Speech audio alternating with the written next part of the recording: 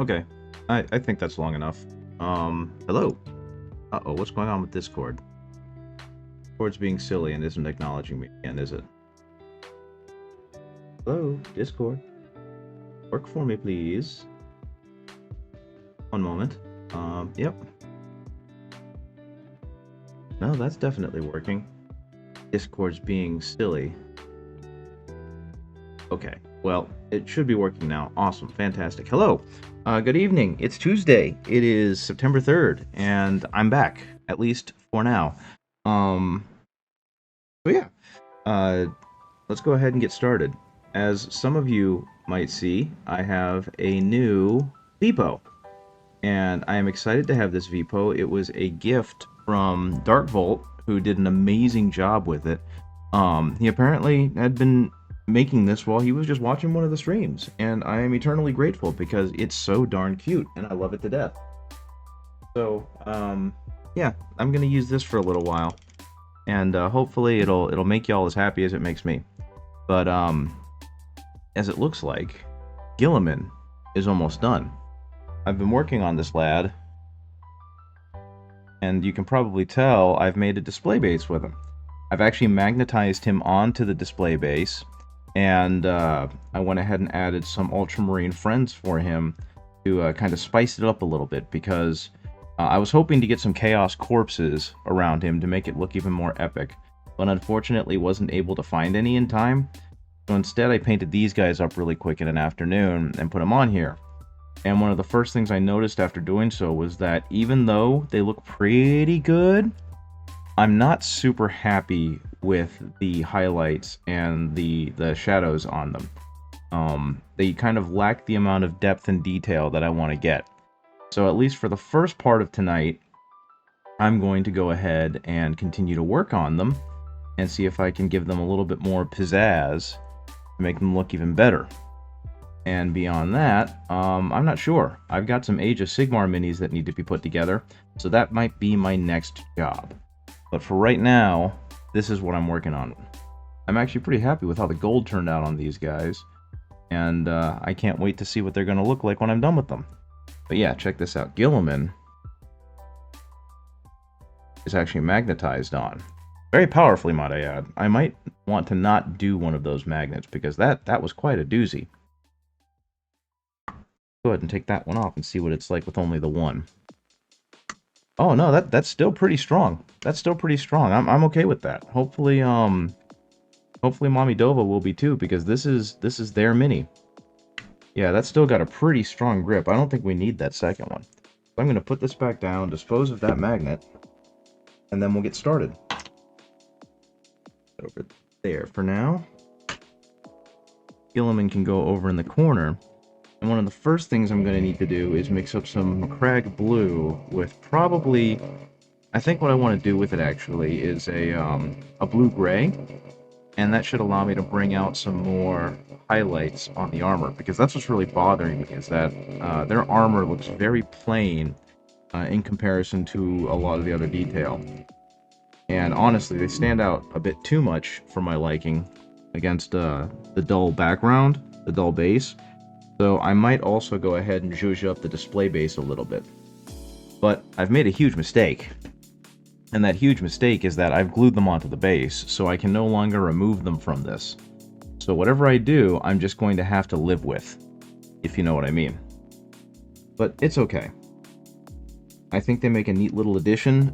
These are the first minis that I've ever actually put on a base without having, or a display base, without having their own little, you know, Games Workshop official bases on them.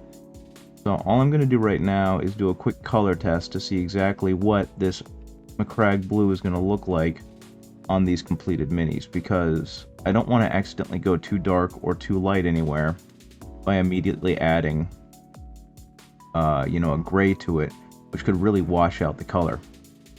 Now, thankfully, I dry brushed a lot of their armor to just kind of speed my way through it so I could get it done. Because I figured these aren't Guilliman, I don't need to worry too much about making them look beautiful. So it looks like the Macragge Blue that I did get on them didn't exactly get the richness of color that that the paint is actually supposed to give. So it looks like I can just go ahead and do a little bit of highlighting with just Macragge Blue to get us to some level of, you know, brilliance on these guys. And then once I kind of hit my saturation point with that, I'm going to move on to adding just the slightest bit of a light gray so I can continue to increase the brilliance of these highlights. Now, something I did do initially was I actually added some like teal, and I don't remember the exact teal. It was 1,000 Suns color, and I'm not super happy with how that looks. Hey, Mommy Dova, how's it going? I'm glad that you're happy with it. I don't really like how these guys turned out as part of your display base, so I'm going back and I'm actually going to try and make them pop a little more, because they look very dull in comparison to Guilliman. And I don't know if you were on the channel a second ago, or a few minutes ago when I showed off Guilliman, but he definitely stands out, which is a good thing, don't get me wrong, but the way he stands out is a bit much in comparison to his retinue. And so I'm going back, and I'm actually going to do a bunch of little touch-ups tonight to try and make these guys stand out a little bit more. Yeah, one moment. Let's do this. So I'm going to take these guys away. I'm going to put this back on here, and this is what it looks like. This is kind of what I'm going for, but I'm going to go ahead and give these guys a much more brilliant polish to their armor so they kind of match Guilliman, because right now they look very muted in comparison. So hopefully the diorama looks good and you're happy with it, but beyond that, I feel like these two need a lot more work on them. And so yeah, I originally double magnetized it, but that was scary because I could hear Guilliman kind of creaking as I was taking him off. So I've left one magnet right there, and the other one I put away because we really don't need this on this mini. So what I'm going to do now is mix a little bit of light gray into the blue, which is not going to make it super pale, but it is going to give it a little bit more brightness behind it, which will hopefully give this these ultramarines a dull highlight. But yeah, I hope I got the size right, because you gave me a measurement and it just feels massive. So hopefully, when you put him up next to the lion, he's not going to look like domineeringly huge. Now, I do know that the lion's base actually didn't finish printing. Okie dokie. The lion's base actually didn't finish printing or the display base when I first printed it out. And so I kind of buffed up its size using corkboard. So this one might actually be a bit taller simply by the fact that I was using, or that this one actually finished.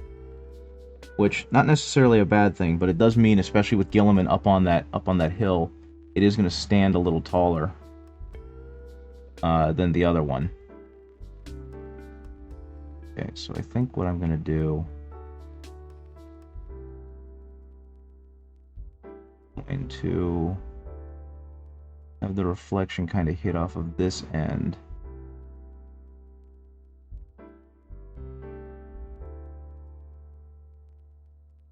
And there we go, that looks okay. Water blaze down the reflection a little bit. I will say it looks quite a bit taller than Mr. Lyons, but that's for me forgetting to measure the height. Well, like I said, the issue was, and I didn't think about this until after I started printing it, was that Lionel Johnson's base didn't finish printing. It actually stopped, and I'm not sure how much was left on it, but I just know that it stopped because it ran out of filament. And so I just put a couple of blocks of this on there and let that be the topper. And then I used some foam underneath that I cut out specifically to provide reinforcement for it. And I didn't need to do that with Guilliman because everything kind of worked out okay. The model was able to finish. The plinth was. So yeah, he is going to be a little bit taller, but I'm hoping that the contrast isn't like gigantic. You know what I mean? I suppose we'll see. Because hopefully this evening I'll be able to finish this. And then whenever you're ready, I'll be able to drop this off. And honestly, if you're going to be at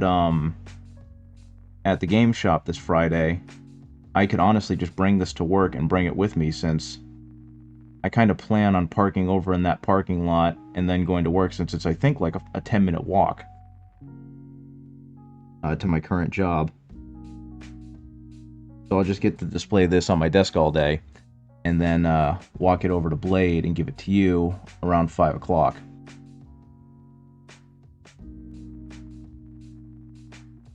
Okay, now this is where my inability to edge highlight is coming in. This color is a bit too bright and chunky for what I'm looking for. We're going to go ahead and now I'm going to take some of that McCrag blue back and dull it back down.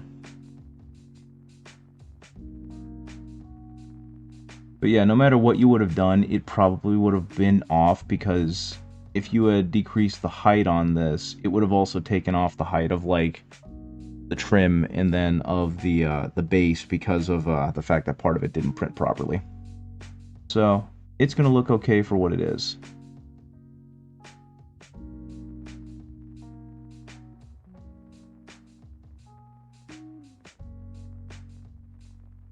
Okay, and what I don't know if you can really see it on the camera, but what you're kind of seeing right now is an example of why a really fine tip on a brush. I might be there, but I think Space Marine Early Access starts that day, so I might be out for the weekend. Fair enough.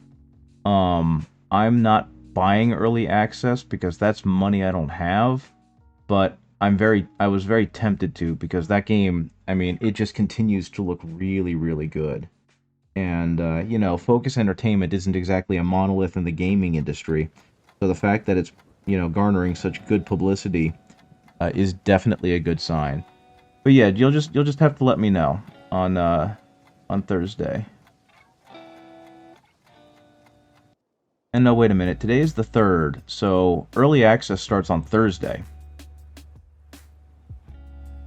So if you want to, we can still meet on Friday. But if you're going to be like knee deep in Space Marine 2, I definitely understand. And I'll just hold on to it for like another week or so. Okay, now here's the part that I've never been good at, and that is panel lining this little area underneath the knee scallop. And I kind of wonder, did Games Workshop add these little bits on purpose because they know they're challenging and people have to learn how to do it? Or was it just kind of a happy little accident? Because I know that Space Marines, especially the new Primaris ones, they have a lot of little aspects about them that are great for training painters on how to be better painters. Like, they can be frustrating because, like all minis, they're fairly small, but one of the things about them is that they've got like a lot of big flat surfaces to practice getting smooth layers on.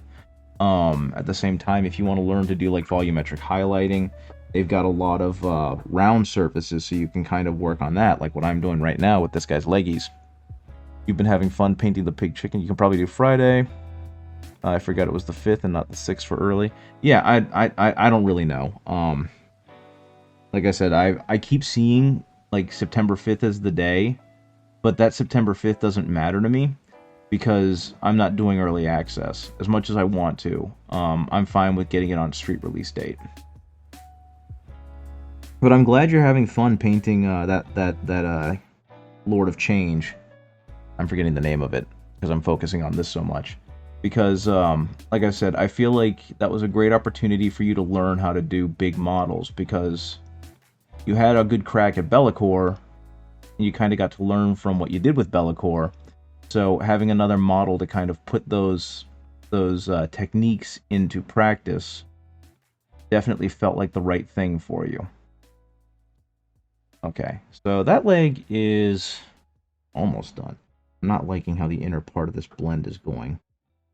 I might have to mix some violet back in there because this area right here is coming out too bright. There we go. There we go. I just needed to completely get all of the gray out of the paint there. And that should dry down well enough. But yeah, and of course blue is just kind of a visually appealing color, and that's a huge reason why ultramarines are blue. You know, it's just an easy color to kind of make look good and to make visually pop off the table. That's why the ultramarines were chosen as one of the as like the poster boy chapter. At least that's my understanding. There are a couple of other things to it too, but the fact that, you know, blue is such a good color to paint, and that by and large they're kind of like the adaptable, can do anything chapter, really helped with marketing, right? Taking a little chicken break to work on your Dark Angels for the moment. Yeah, I saw that. That you worked on your Belial. He looks really, really good. Good job, man. As always, I am here if you need any advice, but the color combination that you chose for him is really cool, and I really like it. I'm going to do a little bit more of that same blending right here, and what's probably going to happen is, since I'm in like really bright light, it's kind of exaggerating these highlights for me, so I'm going to need to go brighter than I feel comfortable with to make a lot of this really stand out, I think. But you can see I'm not even really trying, and these blends are coming out so good just because of the nature of blue. Okay, so let's go ahead and do just a little highlight right here. Kind of do the same thing.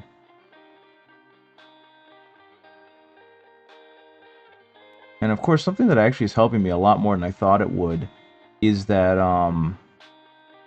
I have that dry brush highlight I did, the really quick one. It's actually doing a good job of kind of laying out for me general areas that would be highlighted, and so I'm not having to fight as hard to find where I would or should place highlights on this model.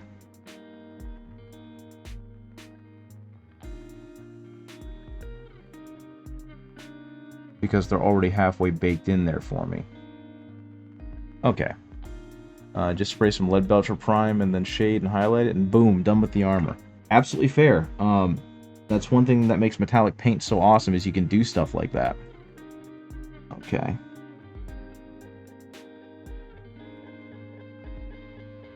But yeah, I've always loved the look of just like silver armor with a colored cloak. I think it's such a great look just in general. Okay, let's see what I can do here.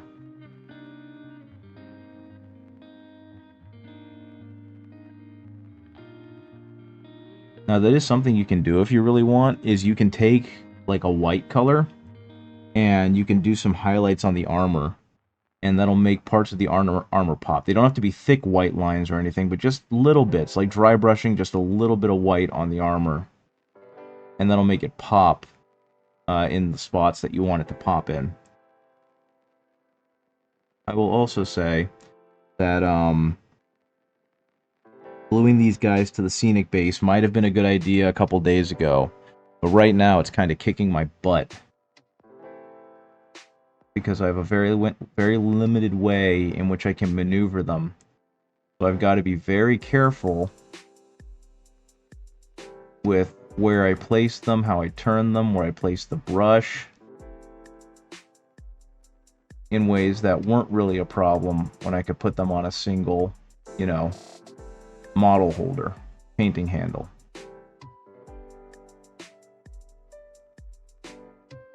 Okay. And yeah, I think I'm going to have to go up to a white on this guy, because a lot of the more subtle highlights aren't showing up. What's amazing to me is that the face that's on him, I kind of just dry brushed that face on. Like, I used an older beat-up brush with kind of a frayed tip, and then I dried it out really hard, and then I grabbed the paints that I needed and did a dry brush on this guy. And his face, even though it's not the best I've ever done, turned out pretty darn good, if I do say so myself.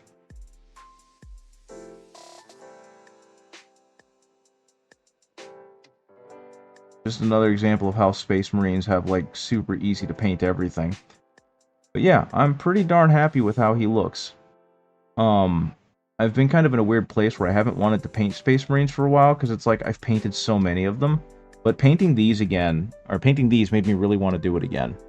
So, I don't know, hopefully, it's giving you guys some inspiration too. Because the highlights are just going on so nice and easy. Especially, I think it's because this one in particular has this wide open stance. So he has all sorts of places where you can put cool highlights and cool transitions, and it looks really good. But yeah, since you said that Friday was a good day for you, that means I get to bring this thing into work and explain to my coworkers why I have a little diorama with me. Okay. Let's see. So this is the inside is pretty much done. Now I will say something else I'm kind of kicking myself about is I didn't do a tremendous job getting rid of a lot of the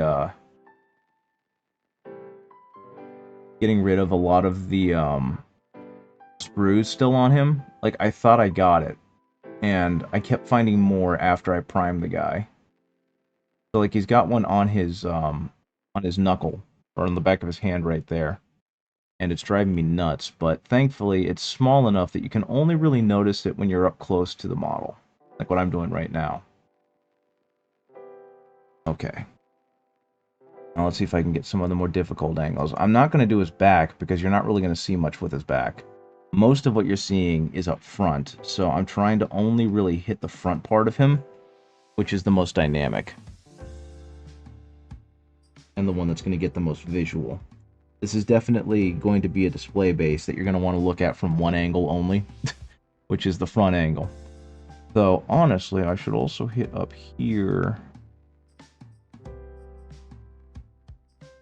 I don't even know if this is visible on camera. I apologize if it's not. Oh, it's almost not. Because this part of him is what disappointed me most, is when I looked down on him, everything was just this flat blue. And I thought, especially with my my highlighting that I did, the dry brush, that he would show up more, but he was just woefully flat. And so that's a huge reason why I'm going back and doing this now, is I really hated how he just blended into himself. So hopefully, doing this will give this guy a lot more personality.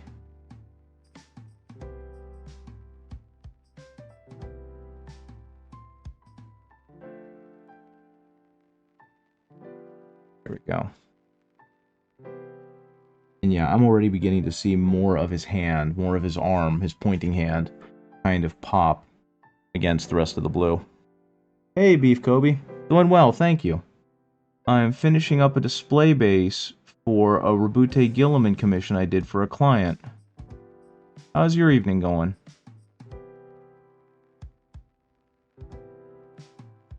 All I'm really doing right now is trying to make him pop a little more against himself, because all the blue is getting kind of overwhelming.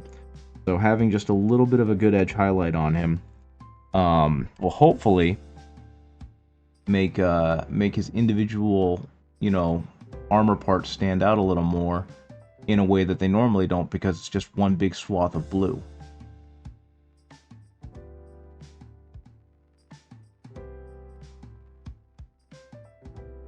And right now, it seems to be working, because there is so much more of him becoming visible by adding some armor shine. A little bit of that segmented finger there, segmented finger there, and there we go. So now from the top, you can kind of see more of his actual arm, versus what we saw a minute ago, which was unfortunately not much because it all blended.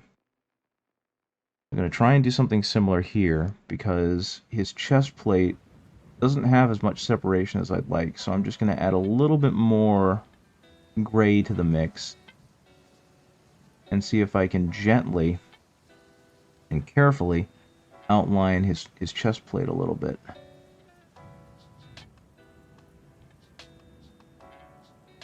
There we go. Again, I'm not looking for a huge amount of separation. Also working on a base for my Blood Angels caption. Very cool. And thank you, I appreciate it. The Blood Angels are one of those chapters that initially I didn't get, and the more I learned about them, and the more I saw their models, the more I was like, yeah, I get it. I understand. They're freaking cool. What do you think of the new release? Because I know that a lot of people were disappointed with, like, the Sanguinary Guard. And, as a not Blood Angels person, I thought they were pretty neat, but I understand why people were mad.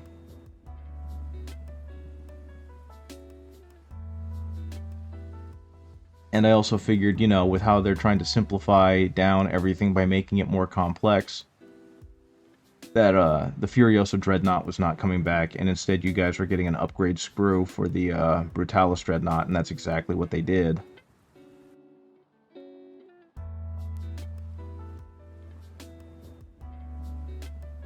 I can just 3D print wings, you know? Fair enough. I mean, that's kind of what I've done with my Imperial Fist, because we got one upgrade sprue, which was nice, but it's also from like 2 editions ago, and it's not that great. So with my Imperial Fists, I've just went ahead and started 3D printing the parts that I want. And that's included me going back to some Firstborn guys and making sure that they were bespoke to the fists. You heavily convert all your stuff and play with Legends rules, so honestly it makes no difference now. That's the way to do it. Play the game the way it's fun for you. I'm glad that you have a play group that allows for all that. And that you're still having a lot of fun with the game. Okay. A little bit more brightness here. A little bit more brightness there. Maybe a little bit on the rim of his gorget. I'm just kind of happy that the Blood Angels finally got their upgrades, like their facelift. And the Sanguinor got to keep his iconic pose, but like in a way that makes it a little less dopey. I thought that was pretty cool. Okay, yeah, we'll just go ahead and give this a little bit more zhuzh. Okay, that's considerably better. And let's see, let's go ahead and get the backpack too. Oh no, the camera's doing funky things tonight. I'm not sure why. Go ahead and highlight the backpack a little. I know I said that I wasn't going to focus too much on the back, but I feel like there's so little done to it that it's kind of insulting. So I'm going to go ahead and do just a little bit of highlighting on the backpack to bring it out a bit more.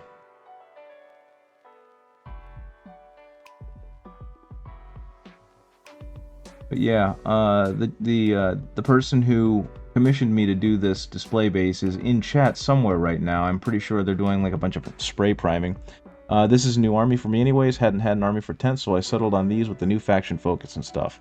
That's fair. I'm sorry, I figured that since you were doing a Blood Angels captain, that like they were your army and that you were one of the diehards that have been playing them since, you know, 3rd edition or something. But that is pretty cool. Do you make a new army for every edition? Do you like take ownership of one per edition to be like, yep, this is the one I'm going to focus on for the next few years? Because if so, that's actually a really smart way to do it. You know, everyone kind of falls into the I want to collect everything forever in every edition, and that leads to a lot of issues like buyer's fatigue and just spending a ton of money on projects that you won't finish, which I'm very familiar with. And so I guess choosing one army to focus on in edition seems like a really brilliant countermeasure to that. Yes, I exist. Using this mini as a soft test mini. Very cool. Very cool. And yeah, Mamidova is the individual who commissioned this whole thing, so hopefully, I mean, based on the reactions, I'm doing a good job, but I was going to say, hopefully, I'm doing their vision justice. I mentioned this earlier, but I originally wanted to do a display base where Guilliman was surrounded by the corpses of Chaos Marines, but I couldn't find an STL that I liked enough to actually do that with. So I kind of had to pivot really hard. And instead, I'm doing a display base that has him flanked by two intercessors that I've got kind of dressed up as veterans. And hopefully this will still be as dynamic as the other idea was. Me started listening a year ago. 4 40k armies and an Age of Sigmar army. Very fast. I only have a 30k army. I'm a filthy Night Lord player. Nothing wrong with that. The Night Lords are awesome. You had a Rio Rebels army prior to moving out, but I got rid of most of my minis when I moved. I've been in the hobby, what, 4 years, I think? Fair enough, man. Fair enough. I started back here around the same time, around the pandemic, so I'm kind of right there with you.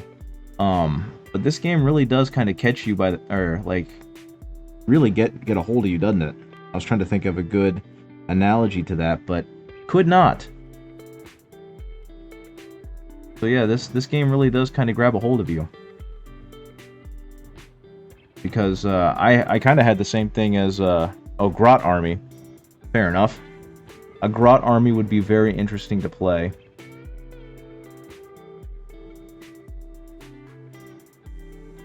Okay, I'm going way too high now. But yeah, I kind of did something similar to what Mommy Dova is saying, where I got into the game, and at first I was just kind of like, okay, yeah, I'll play this with friends, because I had a friend who was really into 40k, and he kept urging me to get into it. But then I finally found the thing I liked, and that made it so that, like, all bets were off at that point. I was into the lore, I was into the armies, I was into everything. And that ended up meaning I was trying to jump into, like, 4 or 5 armies at a time. And that just did not end well. And I ended up having to sell a lot of them, simply because I wasn't keeping up with them, and I was just kind of getting anxious every time I'd look at them. Taking forever to find that thing for you. Yeah, well, I hope that these Blood Angels lead to that success, because they are an incredibly cool army, and Sanguinius deserve better. I haven't read The End of the Death Part 3 yet, but The End of the Death Part 2's ending was incredibly harsh. And yeah, I keep wanting to get into it, and I actually probably will soon, because since this is purely like a way for me to make more money to put back into the hobby, my payment for this is going to be a Horus Ascended, which Mommy Dova's already purchased for me and is on its way. So it's like, well, I guess I know what Heresy army I'm playing, which works out really nicely, because I'm also probably going to end up playing Imperial Fist, just because I love the Fists and I love Rogel Dorn and all that stuff. So I get to go ahead and have a unique Heresy army, because my other choices would have been like Death Guard and Emperor's Children, but I'm going to be playing them in 40k anyway. So having a unique Sons of Horus army. I've always liked the Blood Angels, lots of cool conversion options. I'm going to go heavy into the Angelic and Spears and Death Company and all that jazz. That's very cool. And your army's going to look freaking awesome. Have you thought of using, like, bits from Age of Sigmar to really, really hit that angelic thing? Because I mean, if you're not already doing it, that would just, you know, it feels like it fits perfectly. That might have been a little too bright. A little too heavy-handed. But yeah, I'm going to eventually do, I've already got a small Death Guard army that I've rebuilt after having a large Death Guard army and selling it. But I'm eventually going to do an Emperor's Children army once they release in 40k. So I was trying to find a way to not just keep playing the same things. What was I just thinking? And so when I bought an Abaddon, the Despoiler, just kind of on a larf, on a whim, because I've always wanted to paint him, and I finally had some, like, excuse to do so. And I decided I didn't want to paint him in the normal black Justarin Terminator armor, because I felt like black always looks kind of flat, and I'm not a skilled enough painter to make it not look flat. So what I did was I actually painted him to have, like, the Sons of Horus green, but depending on how you look at it and what light it's in, it could very much just look like straight black. And so I did that for a competition, and I had so much fun painting him that I was just kind of like, you know what? I need to start a Horus Heresy army. So I'm going to do Sons of Horus. And I saw that you said something to elaborate. I haven't looked at it yet. I will in a second. I like a lot of the characters that don't have models yet. Would love to have a conversion for Captain Tycho and Corballo. and you were going to probably use the new Stormcast models for your Sanguinary Guard. Actually, the Stormcast models would be really good Sanguinary Guard. I can't believe I didn't think of that. I bought the Scaventide box as well as Abaddon, and fortunately he's upstairs. I can't really show him to you, but like these guys are perfect for Sanguinary Guard. I would honestly, if you did just a little bit, like you changed the breastplate and the pauldrons and gave him a gun on his oh no, they do wear shields, don't they? Like change the shield on him, you'd have Sanguinary Guard, right? Like these are freaking cool. And the thing is, I remember looking at them during the release and thinking they're kind of corny looking. But as with a lot of things that Games Workshop makes, I saw it in person and I went, oh, okay, I understand now. I understand Games Workshop. And I mean, they've made a ton of cool models, and there are a ton of cool models, a bunch of cross ranges, but like, this is the coolest thing I've ever seen. This is the coolest model I've ever seen. I love this guy. I love just how imposing he looks. I love models that look like they could be chess pieces. You know that? I think they are so cool. You gotta have your depressed boy Dante. Not even try and do something with the, like this with a display base. You should, because Dante deserves it. After all he's been through, he deserves to be awesome.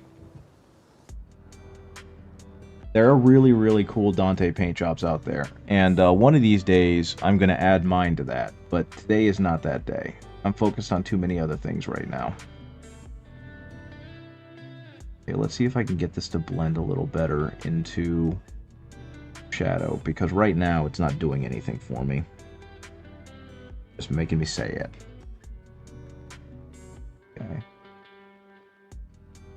Okay. This is where moisture of the brush becomes important, because there is too much moisture in this brush and it is now pooling the paint instead of painting it, spreading it across. But hopefully that will dry okay.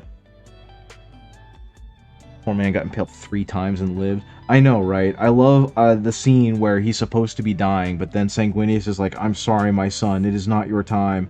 And he's straight up saying, let me die. Haven't I done enough? Because it feels like they took the meme and they put it with some dramatic prose. And so it became a real thing, and I kind of love that to death. Okay. Oh, that doesn't deserve to be auto-modded. Allow, because that was funny. I mean, that term isn't really permitted, it's just permitted in this context, moderators. The auto-mod being silly. I'll have to change that later, but right now it's okay. Okay, let's fix this a little bit. Let's make this look good. Okay, so there we go. That's gonna look good. Oh, thank you for the follow. I appreciate it. If you haven't seen Punch Punch Forever, you should give it a shot. It's like all of the dumbest things about mid-90s anime, and in a nutshell, by the way. I almost forgot I had that as my alert. Okay, we're gonna go ahead and continue doing these highlights to again make them look a little more dynamic on the display board. Okay.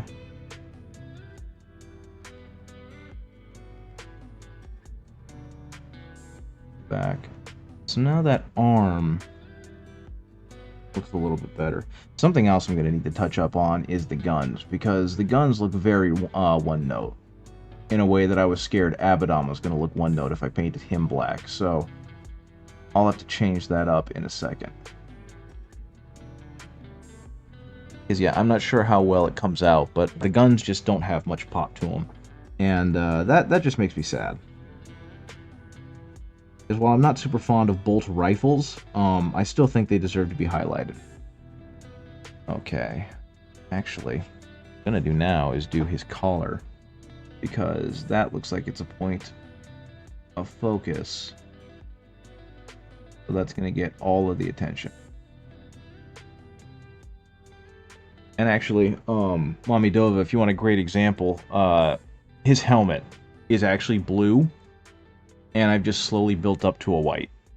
And so that's a great example of how adding a dark shadow can really change the scope of what, or the depth of color that you're getting with your paint job. Because yeah, this I originally started with like purple because I kind of dry brushed the entire thing purple, but then I just slowly added on more layers of blue and then pale blue. I'm a firstborn at heart. New Nerf gun rifles are poopy. I understand what they were going for with them visually because of how they rescaled everything, but I feel like they take it too far and they cross from that. I don't know. It's not even that they take it too far. I don't know what I don't like about them. I think it's just that I like the original ones better. I liked how short and bulldoggy the original bolters were. And I know part of it was just because it was a game board and they had to really emphasize certain aspects of the mini to make it really pop. But I don't know. I don't like the look of them. You like the storm bolters? Slap one on my arm, give me a force weapon, and I'm good. Yeah, Mr. Grey Knight player, we know. Storm bolters are awesome though. The only thing I think comes close to storm bolters are combi bolters, and that's because they're literally just two bolters that have been duct taped together. And I think that's really funny.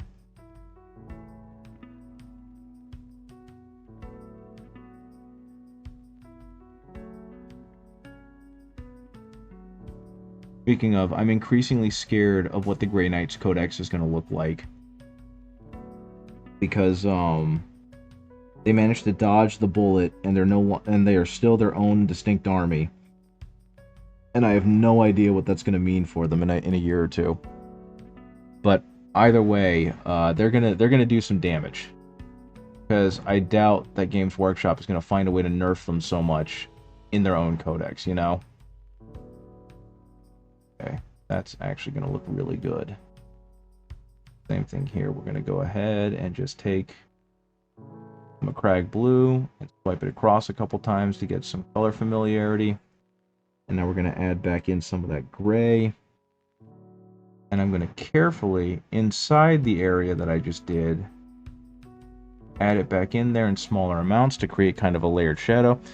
I'm just salty about the weapons restrictions on Primaris. Yeah, I ranted about that pretty hard on my Discord a little while ago. And I'm just kind of over it at this point, because it is silly, but some people really like them, some people don't, and it is what it is. I'm not fond of them, but that's me. I don't want a whole squad for flamers, I want a flamer in one unit. I'm expected to see some detachments for certain orders, the paladins, the purifiers, etc. Yeah, see, like, in terms of a whole unit of paladins, purifiers, etc., they should just make them battle line, which I know we talked about on the Discord bit a little while ago. But the fact that they're not all just like different choices for battle line is really silly to me. Though I guess there was some kind of power imbalance, because if they could do that, that would make them really schnasty. But yeah, in terms of like having a whole unit of incinerators and infernus and you know, hellblasters and eradicators and butt throwers and whatever else you want to call it, I think in lore it makes sense because it's closer to the heresy. But at the same time, we had this thing. We could take all of these heavy units and combine them into one unit that would be able to be all these heavy units, and we could call them Devastators. But no, that means they can't sell as much money, or make as much money, whatever it is. I don't know. I'm sorry, it's been a long day, and I'm swippy. I'm too busy trying to make this guy's thigh pad look good.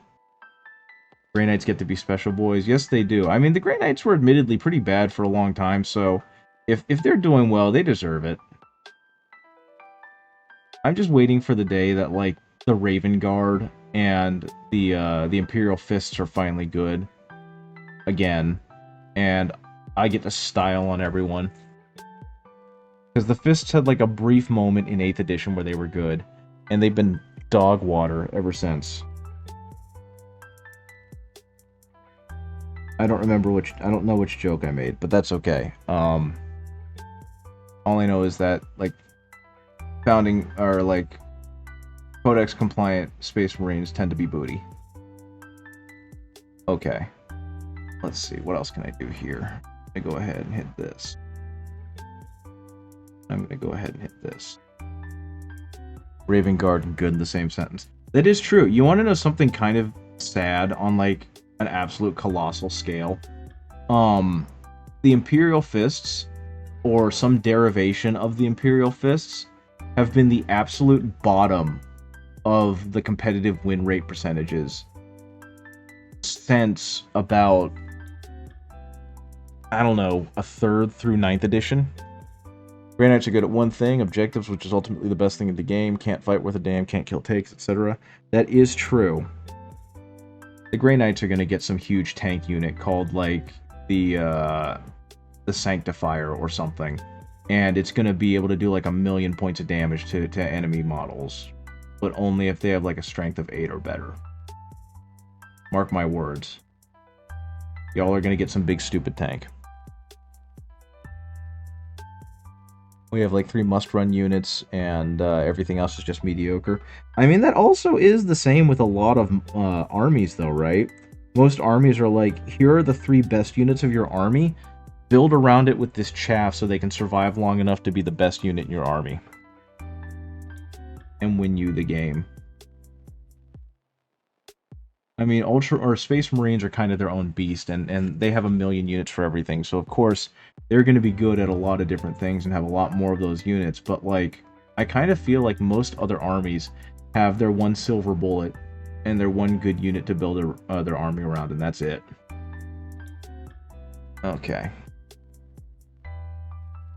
I'm going to do a little bit right here. Give me a new Dread Knight sculpt that doesn't look like a stroller, but then you don't have a Dread Knight.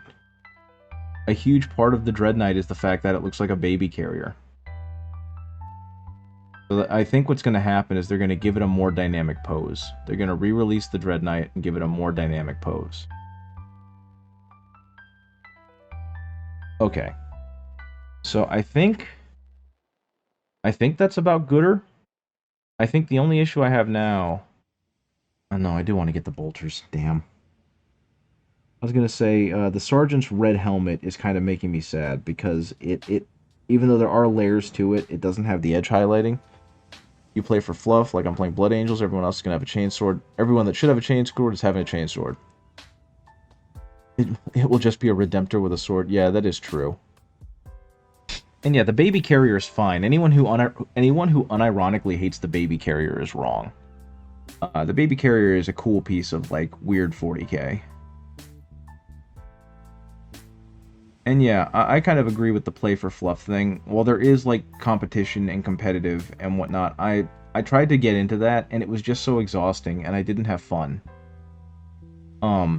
It's a huge reason, actually, why I want to get into Horus Heresy.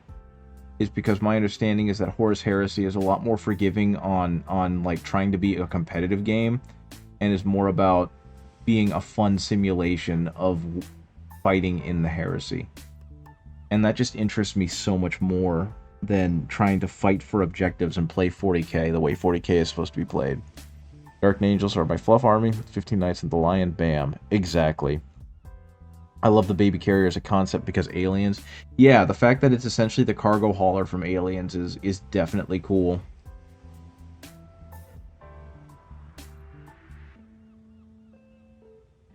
And yeah, I'm excited to see Lionel Johnson on the battlefield at some point, because I worked really hard on that mini, and it looks really good. And I hope that he does dangerous things to your enemies. Do a little bit of that. And there, even that little bit with, like, a way too light gray did a lot for that gun. I'm going to do kind of the same thing on the Sergeant's gun. I'm going to hit it with a little bit of, hopefully, a very thin highlight line. And really kind of hit the other parts that could use a brighter highlight. And I'm just going to hope that that brings out a little bit more of this gun in a way that it wasn't brought out when on my first pass. Freaking love World Eaters. Yeah, I want to get smacked by a good painted Angron. I don't necessarily have that right now, but I will, because I have a friend who I'm helping paint an Angron, as in he's doing the paint job and I'm just kind of overseeing and helping him because he asked for my help. And it's going to look really good. It's not even halfway done and it already looks really good. So it's been sitting in kind of limbo for a while, but eventually he's going to finish it and it's going to look fucking boss. And that's what I'm excited for. Okay.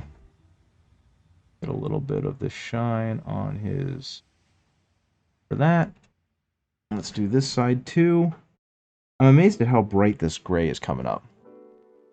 And yeah, the World Eaters are a cool army for so many reasons. Aaron Dembski-Bowden, of course, did an amazing job writing about them during the Heresy.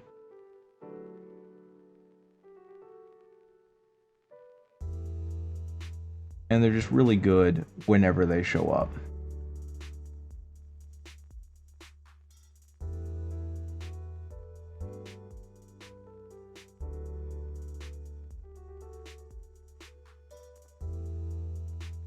Sorry, I'm focusing in on this because I'm getting sloppy, and I'm trying to get sloppy with my paint job in a way that still makes it look good. But yeah, I distinctly remember feeling some things as I was reading Betrayer because of Angron and getting to see more of his backstory and just being really mortified that an individual could be broken so badly. But again, that's really good writing. And then, of course, the whole thing with Karn and his friendship with Argeltal, and Get Up, and just all of that greatness. Hey, Remnant, good to see you. Sorry, I didn't notice you were here. What stands in the middle? Oh, well, I have a surprise for you. Talos is like my favorite character in fiction ever. He's from the Night Lords trilogy, right? Another Aaron Dembski-Bowden. Very good, very good. Okay, so let's see. Here is what will stand in the middle. Get it in there. Oh! Oh! This is what I got going on. I made this for Mommy Dova, who is in chat with us right now, watching me finish up his baby. So yeah, this is what the whole thing looks like. I'm not quite feeling the base, and I think there's more I can do with it, but I gotta figure out what else to do with it. But right now, I'm pretty darn happy with how most of this looks. That's another thing I want to do, is I really want to do some Night Lords, just because they are freaking cool. So yeah, I might go back and dust up a little bit on the base. I could add some debris. That is true. Thank you, that bounty droid. That's not a bad idea. I think my biggest thing is I'm not sure what else to add, because I don't exactly have a whole lot of bits to do so with.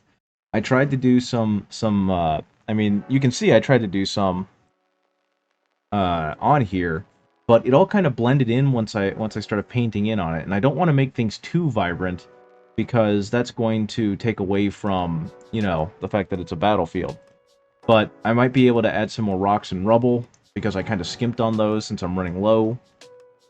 Might be able to... What else could I add? Probably could get some more, like, just helmets and whatnot to put on here. Because, yeah, I was originally trying to match what I had done for Guilliman. Maybe some tubing. Who knows? Maybe some tubing, like, on here. I don't have any Chaos Marine bits to add, which is unfortunate, because I think the Chaos Marine bits would look really good with this model. I wanted to do a corpse of some kind, but I couldn't find a good enough 3D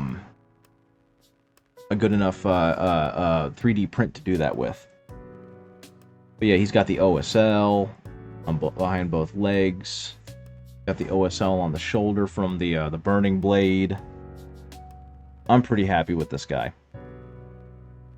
I don't know, Mommy Dova. You're the client. What do you think? You happy with how this turned out? Because I got to hit it with one last can of lacquer. Possibly add a little bit more stuff on the ground around him. And then I will be good. You know what I could do? I think I might still have some Chaos Possessed heads that I can grab. And mess around with. But yeah, I think this turned out pretty good. I think he's fucking sexy. Thank you. Here's my favorite thing. Oh no, Guilliman lost his head. Oh no, Guilliman got his head back. I magnetized Guilliman's head, and I made a little magnet down there so he has a place to store his other head.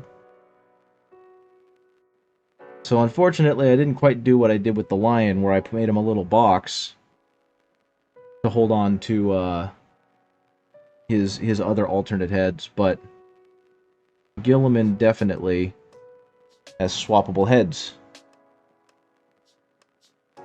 Okay, so yeah, I think for now, until I can think of what else I need to do with this, if anything, I'm going to be done with it. I'm going to go ahead and set it aside. I'll probably spray it down with some lacquer, and that way it'll all kind of, become more protected. But right now, I think this is pretty good for what we're looking for. I just need to find a place to put it, because every part of my desk is covered in crap.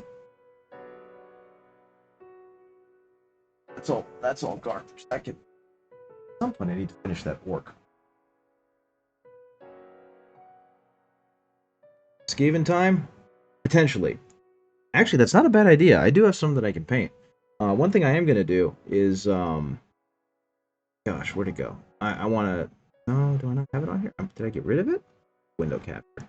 I want to take my Guilliman and get him in a display case with the Abaddon that I did. Because, I'm not using either of them for an army. So, it makes sense to me to go ahead and actually make them a really cool display. But yeah, this is the Abaddon that I did that I really want to turn, that inspired me to make like a Sons of Horus army.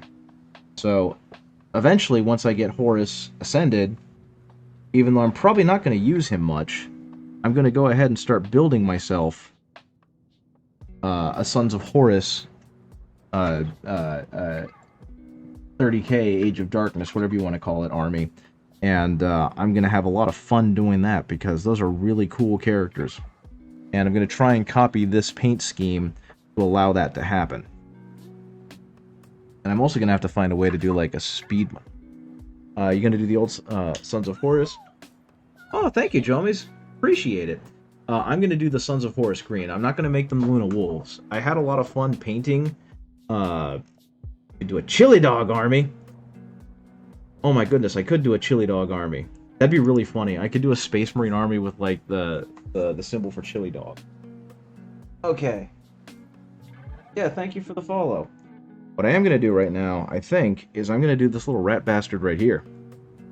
I'm going to go ahead and start working on this guy. If I can find... That is it. Okay. There we go. So I'm going to do a couple things with him, especially since he's an important character. He's a gray seer, so that means I got to make his fur gray. And he's got... Oh my goodness, I didn't notice the little rats coming out of the bell. That is awesome. But yeah. I want to do Sons of Horus. But with this guy, he's going to be... I think I'm going to do Clan Pestilence for my rats. And that means they're going to be in a lot of green and black. So this is going to be a fairly straightforward design, I think. And we're going to have to see how that turns out. But first, I'm going to use this called Heavy Gray. I think I'm going to work up to the Heavy Gray, to be honest. What do you guys think? Do you have any ideas on what I should do for a Skaven army color scheme? Because I'm considering, I kind of just wanted to make them like horrifying and nurgly because, you know, dirty fucking rats is hilarious. But at the same time, I would love to hear any creative ideas on what I could do with them. Because I know what I'm doing with my Stormcast Eternals.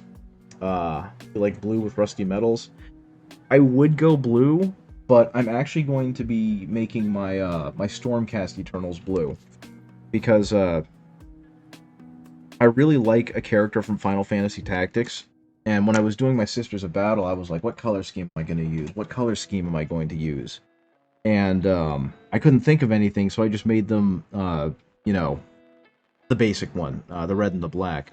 But then I remembered how much I liked the character Agrius Oaks from Final Fantasy Tactics. And how much I liked the color scheme of like the gold and the silver and the blue. So when I make my my Stormcast army, I'm going to go ahead and do that. Let me see if I can get this up. Bam! This character. I love this character. I love the armor, and I'm going to try and emulate that when I go through and do my Stormcast Eternal army, because I think the silver and blue just look really freaking good together. So I don't think I want to do blue with the Skaven. So yeah, what I think I'm going to try and do, at least until I'm given better inspiration, is I'm going to go ahead and do Clan Pestilence, and just make them all sorts of assorted browns and grays and greens, and do what I can there. And if I end up not liking how it looks, I'll just strip them down and redo them.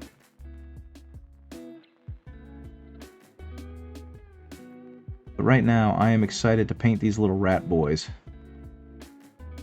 I think depending on if I have time later on this week, I might go back and add some more to Guilliman.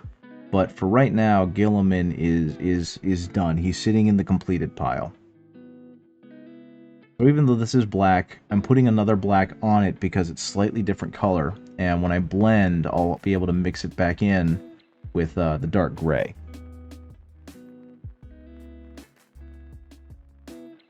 Okay. And what I think I'm going to do... I don't know what color to make his armor either, because I just realized he's wearing that, like... It's not really a breastplate, but it's kind of a breastplate. You're looking forward to later today? Why is that, Remnant? What have you got going on later on today? Speaking of later on today, what time is it for you? Because it's 8 o'clock over here. 8 p.m. So we're getting closer to end of day than looking forward to anything else happening today. You finished Guilliman, and now I finished my Blood Angel. Heck yeah!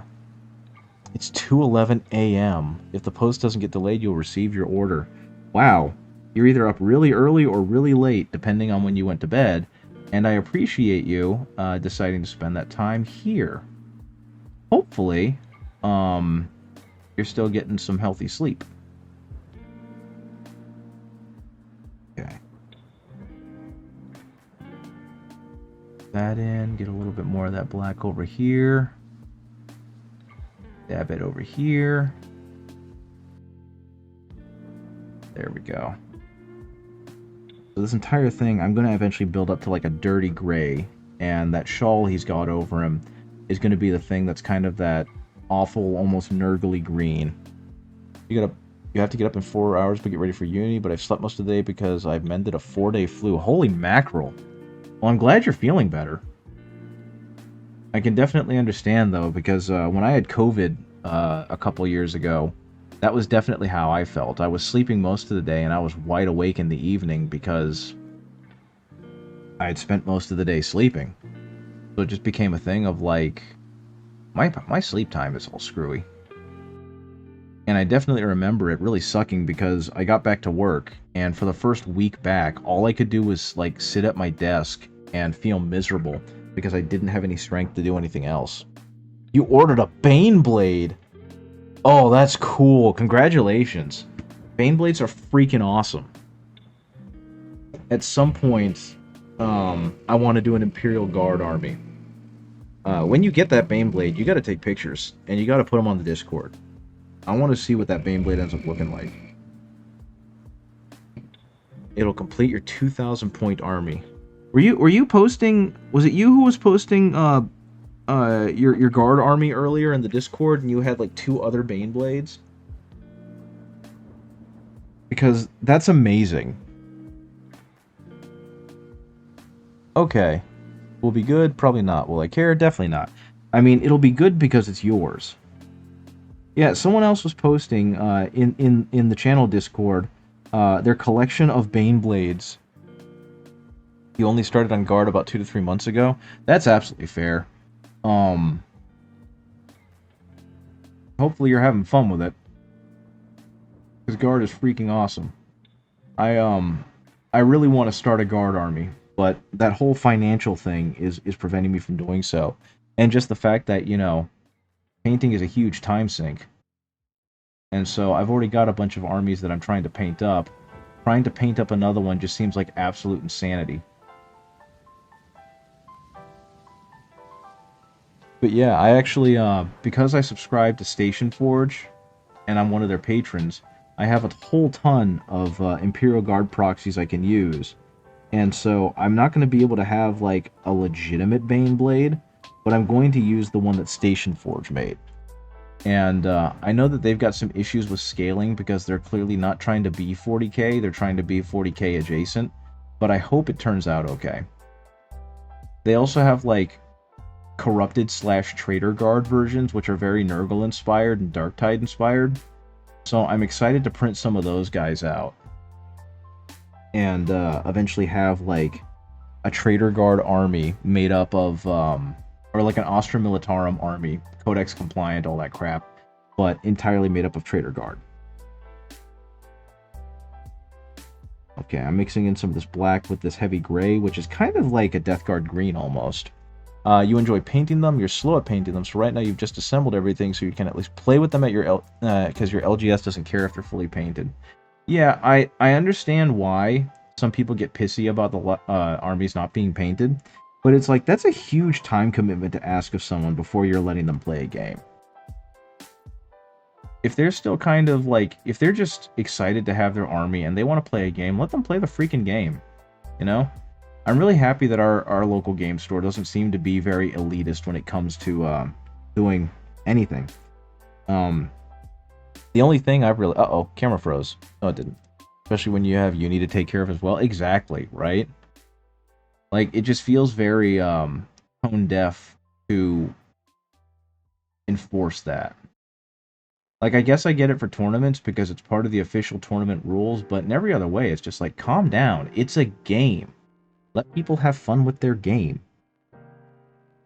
You only have 1 year left and you are officially a biologist, and then you'll have all the money in the world to play the Warhammer. And also, congratulations.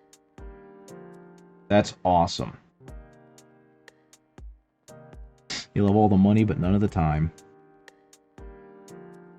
Good morning, Red. How's it going? I guess it is technically morning for you, but it's also like crack of dawn early for you, isn't it? Because it's a little after 8 p.m. here, which means it's like 3 in the morning for you. After that, it's 2 years working on your masters. Oh dear, so you'll have even less time. In that case, play all the Warhammer you can now.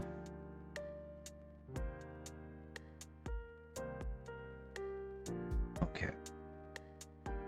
Now, I'll be honest, I'm not exactly sure what I'm doing with these highlights because I've not painted a Skaven. I just grabbed this guy because he was the first one my hands hit, and I'm kind of discovering what his paint scheme is going to look like with all of you. So hopefully this turns out okay. You got your Marine on his base, get a photo and post it on the Discord. Awesome. It's 1:16 a.m. in the UK. My goodness, why are you up so early? Mr. Red, why on God's green earth did you decide that you needed to be up at 1 a.m.? Because that's early even for someone just trying to get like morning peace. Or are you just not in bed yet? Been busy with delivery of goodies. Oh, fantastic. Very cool, very cool.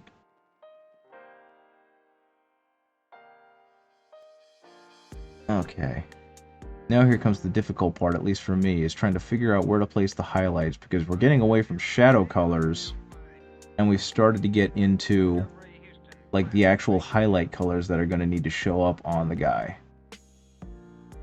So I've got to be a little more discerning with where I place the paint, so it just doesn't look really crummy.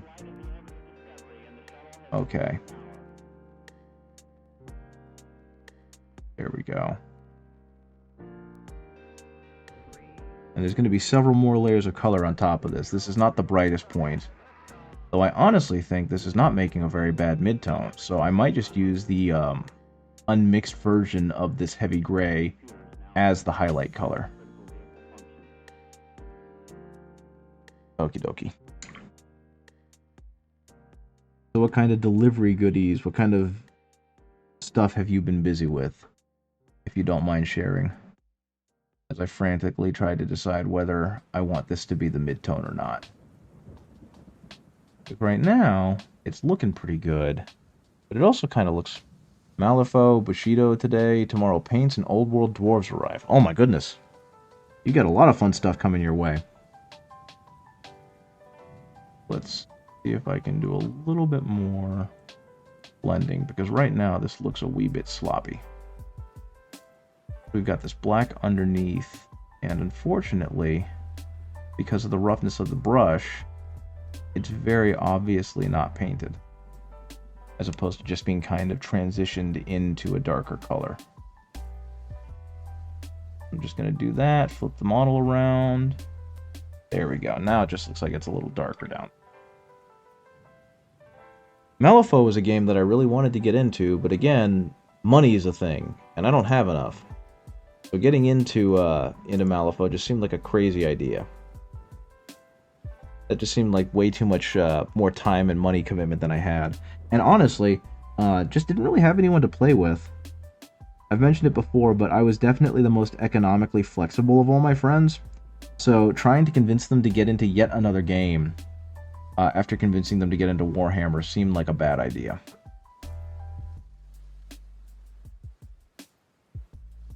I'm going to paint a little bit of this green over here.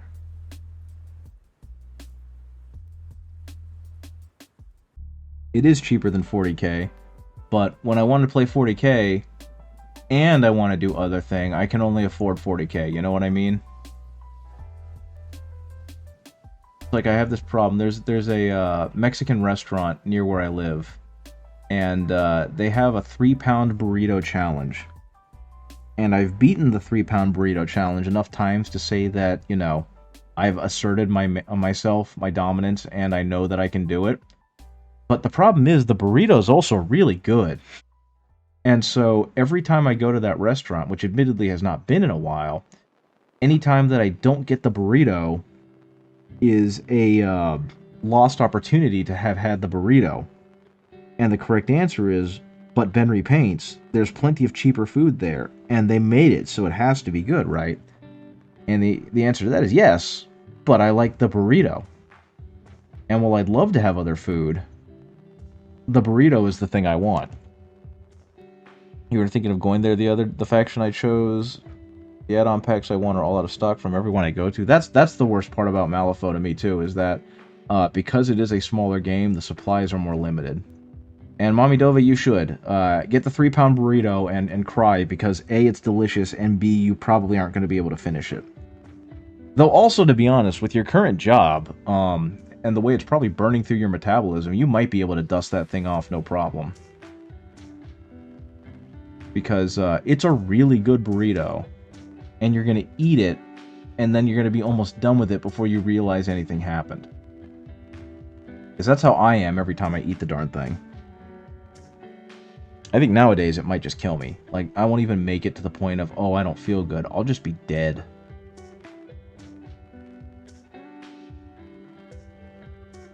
Okay.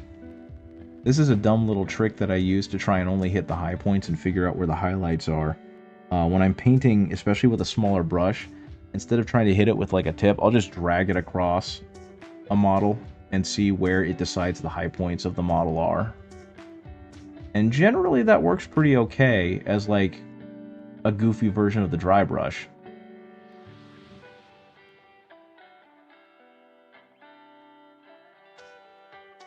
Do that up here. And especially since this is technically a brush that I don't care too much about, it's a beater brush, an old Games Workshop one, I can definitely do this and abuse the crap out of it. It'll be perfectly fine. Okay, I'm waiting to see if maybe we're going to get some pictures in our showcase. Did we? Yes, we did! We got a custom Cadium, because I'm that tired. 280th Helm Archers. You know what? That is easily one of my favorite freaking things about 40k, especially is the ability to make up your own lore.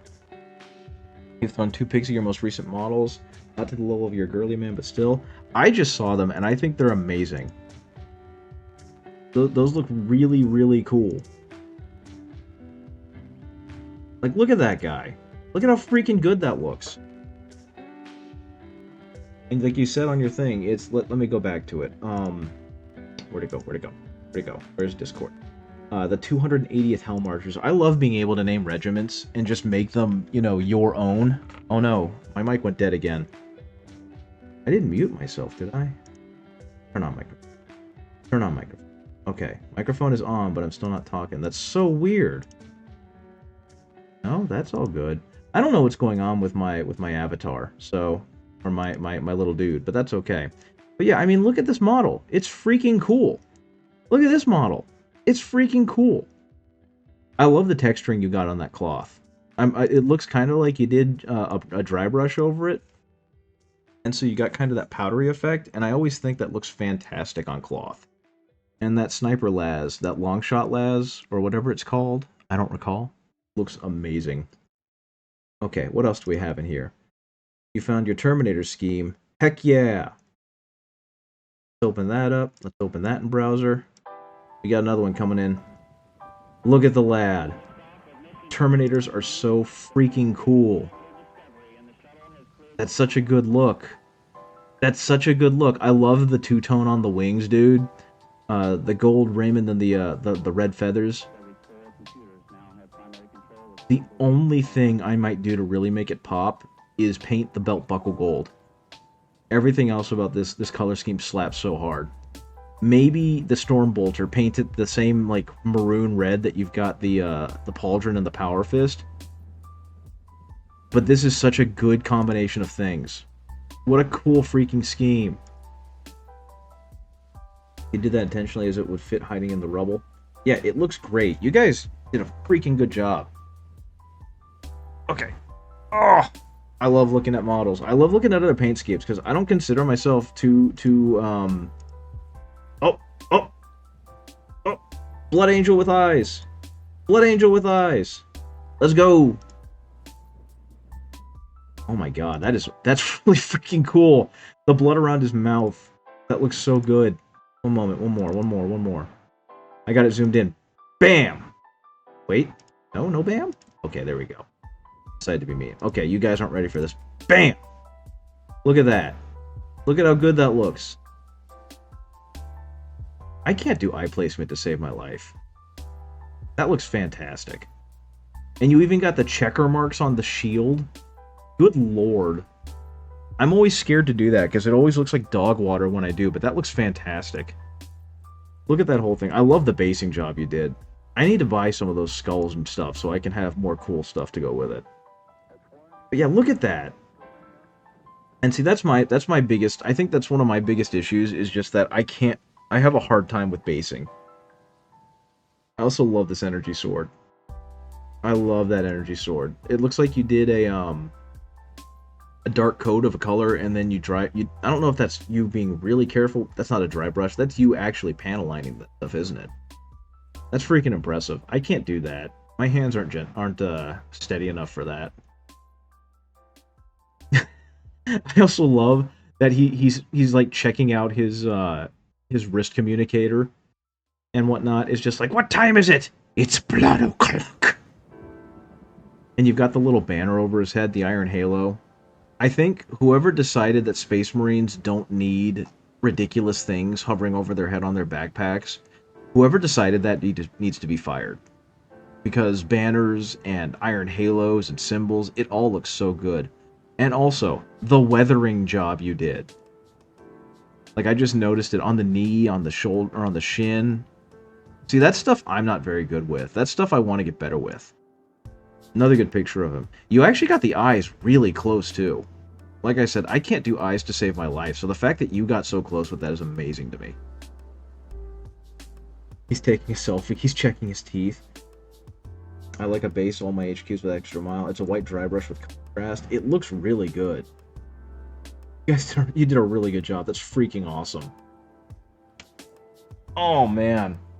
I'm inspired. I gotta do more painting. I also got to not hit my head on the camera.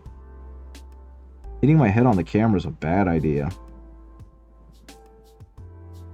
But yeah, I've never been very good at the weathering bits, so I'm going to have to get better at that now, because you've just shown me how to do it. That is very cool. Thank you for sharing. I appreciate you guys sharing this stuff, because while I am on here do my own painting, I enjoy seeing everyone else's paint jobs. I think it's so neat seeing what everyone else is up to. Okay. Gonna get a little bit of that gross green in there. A little bit right there. Okay, a little bit more on the back right there. Okay, and I'm still not sure if I should make the highlight just the gray, because the heavy gray will probably be a fine highlight, especially with how dark all this is, but I'm also having the benefit of looking at this with a very powerful light. So this is probably not going to be anywhere near as bright and refined as I think it's going to be. And that makes me sad, because he's a leader unit, so he's going to have to pop. So let's go ahead and see what I can do about just doing a little bit more. Yeah, see, that's nowhere near bright enough for my liking.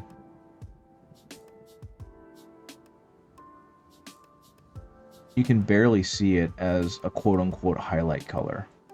So what I think I might do is use like a pale sand as the highlight color, and just use this to kind of fill in stuff.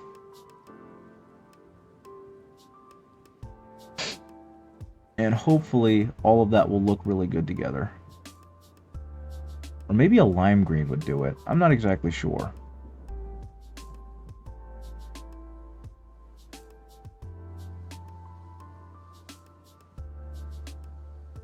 I think for his for this plate in the middle though, what I'm going to do is I'm going to give it like, I might actually just go ahead and do a metallic paint, as much as I really don't like them. And I might go ahead and do like a verdigris over top of it, you know, that orangey rust. But I don't know. I'll have to think on it. One thing I don't really know how to do is corroded metal in non-metallic metal. Like, I accidentally taught myself how to do bronze when I was trying to do a bullet casing, but I actually don't know how to do like a corroded silver or a corroded metal. So I guess I'll have to either look it up or give it my best shot. Who knows? I suppose we'll see.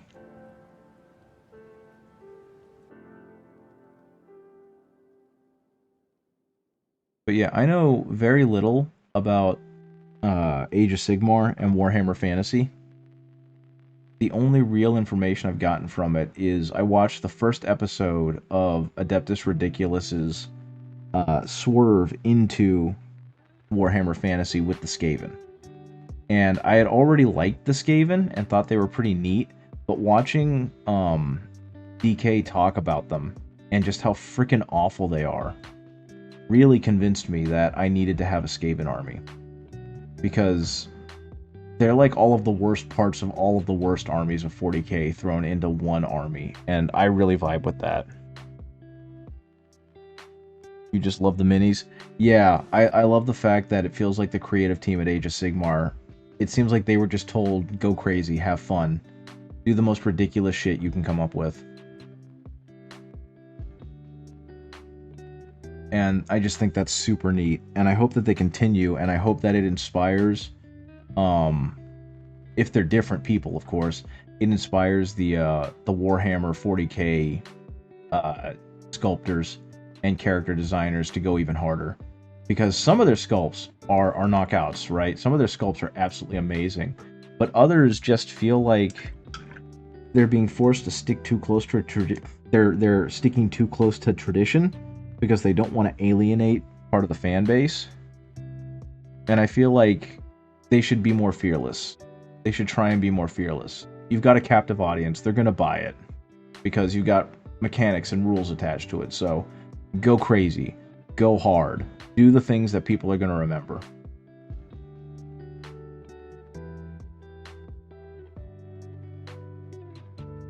Okay. And actually, I think I was wrong. I think this green is doing a really good job of layering over the other colors I had. Or this gray, actually. This is not a green. This is dark gray. And I think the fact that the Skaven cloth is always so matted and ugly to begin with, and just like filthy, is really helping with the transition because everything looks appropriately dirty. You know what I mean? See, like, that actually looks really good. That's actually showing up pretty okay. I don't know if you guys think so, but from where I'm sitting, I think it looks pretty good. And like I said before, all I'm doing is kind of these, like, almost dry brushing kind of strokes using, at this point, the tip of the brush. Normally, it's like the flat of the brush, but I'm not trying to go over as many areas at this point. I'm just trying to kind of hit it and give this indication that, whoops, that was very wet, that I've got a highlight going on. And that's another great example of controlling the moisture in your brush, because if you don't, you end up with big globs of water messing up a very fine paint job. So, again, just doing a little bit of this. If you haven't read up on the Skaven and you don't know much about the Skaven, I highly encourage you to find out more about the Skaven, because they are unquestionably evil and awful. Like, there's nothing really cute about them. They are just dirty, mangy, feral, violent, evil little creatures. And that's honestly what makes them great. They are just terrible. And you can enjoy watching them be terrible. And you can enjoy killing them because they deserve it. They are terrible, terrible creatures that do not deserve to be alive because they make everyone's life worse simply by existing. And the things they do, as they exist, only further solidifies that they don't need to exist anymore. Okay, let's get a little bit more green on here before I go to that green highlight color I was using. And again, this is something you should probably do with a cheaper, older, more beat up brush, because you're probably going to beat it up even worse and abuse it simply by doing this, and it won't be able to return to a good fine tip. So using a precision brush to do what I'm doing is a bad idea. Okay, kind of the same here. This is kind of that flat dry brush thing I was telling you about. You can see I'm at a really steep angle, so it's really only hitting the ridges. And that's kind of what I want, because those are the parts that are going to catch the most light. Everything else is just kind of getting caught up in the shadow. And it looks like I didn't do much over here, so this one's just going to get a really stark contrast between light and shadow, because unfortunately I'm too lazy to go back and do it the right way.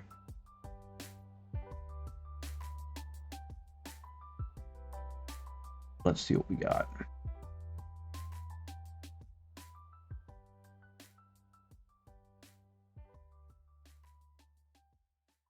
Okay, and once again, the fact that it's so sloppy actually plays to the Skaven's strengths, because they are supposed to be ugly, sloppy, dirty race.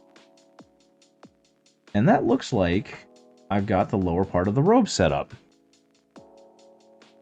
And honestly, looks pretty good. I'm pretty happy with that. I think I'm going to do a little bit more in here that's kind of covered by staff. But I think I found the color that I want to use for their robes.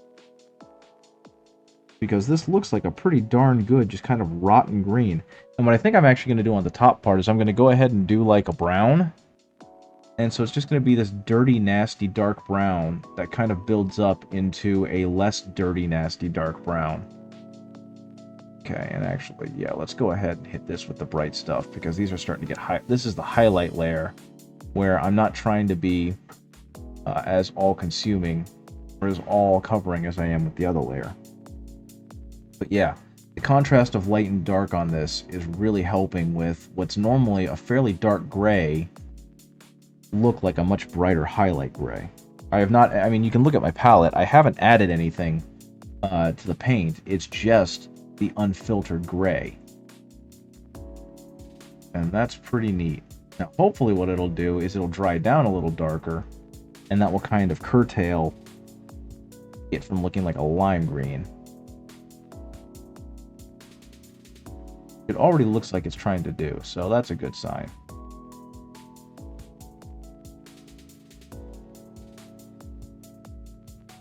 Okay.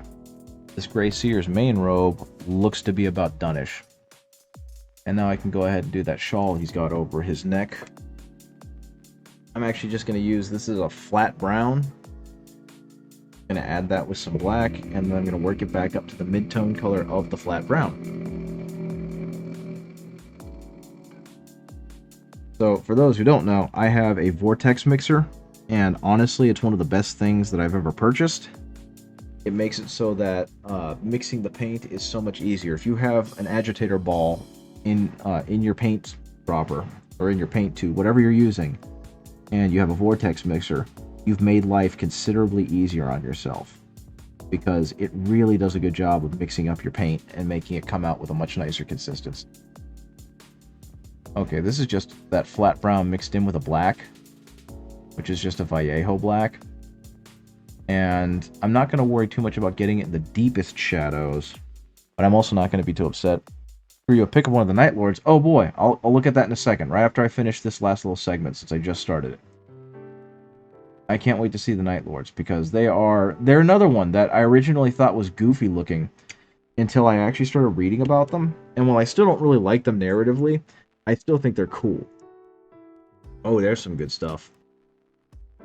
That's a good Night Lord. The lightning bolt thing on the Night Lord is so much cooler a motif than I would have originally thought it was. Are you using the Mark 6 helmets on some of these Night Lords? Because if so, that's a really cool use of the Mark 6 helmet. Okay, let's get back to the window capture. Here we go. Here's a Banner Lord. Look at that. I love the freehanding. I love the fact that, oh my goodness, those skulls are terrifying, because that is very clearly fresh, slick blood. That is awesome. And you're using a Mark IV helmet there. That's a Night Lord's helmet, right? That's one of their custom line. That's really cool. And the lightning bolts look really good on them. The plasma gun. Again, the battle damage on the armor. The groin. Yeah, that's really neat. Look at this guy. Same thing going on. What did you put on? Is that supposed to be like a bone on his? Oh yeah, that's supposed to be like a trinket that they have, like a war trophy. And again, you got the skull painted on over the Mark 6 helm. Again, very, very cool. Oh dear, someone's insides are on his outsides. Yuck. Good job though. That you do a really good job of making it look like actual gore slicked viscera. You know what I mean? And here's this guy. Is this... Okay, wow. I'm assuming most of this is 3D printed. This looks like it's supposed to be a possessed of some kind for the Night Lords, and it looks really good. Again, you got the lightning bolt motif going on.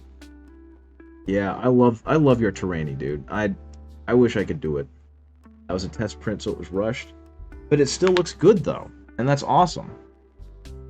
Like, I can see where you're going with it and how it's going to pick up and match the rest of your army. But yeah, that's very, very cool. Very cool. Like I said, there's a million armies I want to get into.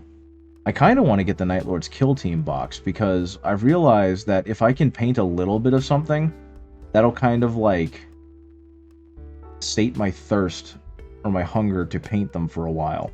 So I have kind of wanted to get into Kill Team more, because it is a cheaper alternative and the gameplay runs a little quicker. But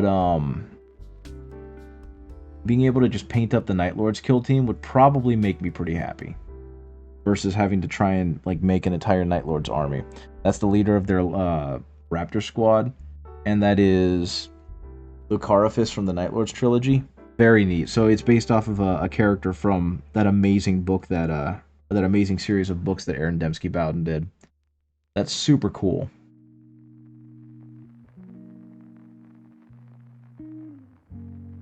Okay, and so I don't know if I want to go up this bright with it. I guess that's what's happening, though. Like, this isn't even the neutral flat brown, which has almost, like, a chocolatey look to it. This is still the flat brown mixed in with the black. It's just that I've added more flat brown to black. You know what I mean? My thing with the Night Lords is I picture Olden in stolen armor. Take Talos. He wears an Aquila pattern chest piece and he scratches the hell out of. Yeah, and that's cool. That's what makes sense because they're not exactly chaos, but at the same time, they're clearly not loyalist, right? So they've really got to kind of figure out how to still stay equipped, and so you get to see them like corrupt and bastardize images of the Imperium and of what the Marines were supposed to stand for, and that's super neat.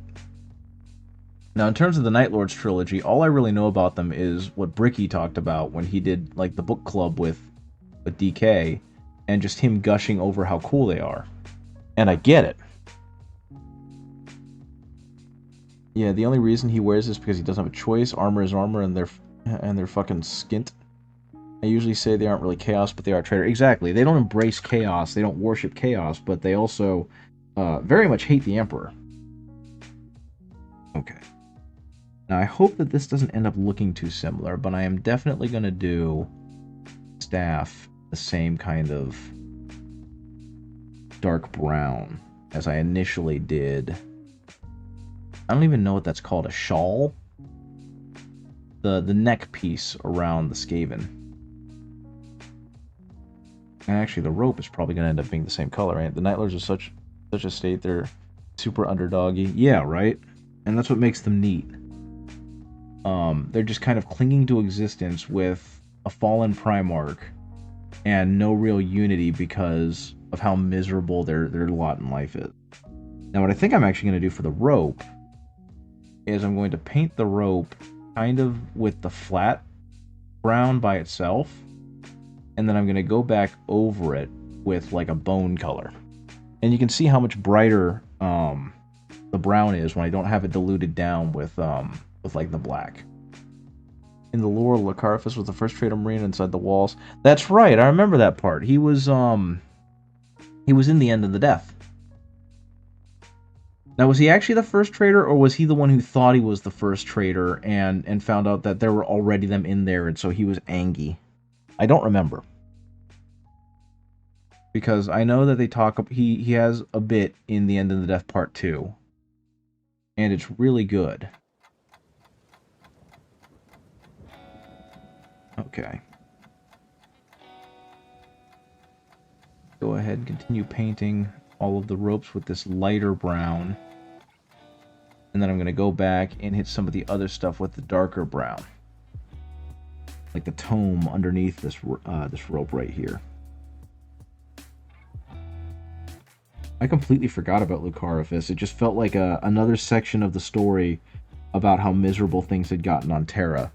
And since I was really focused in on a couple of the other stories, his didn't hit me as hard.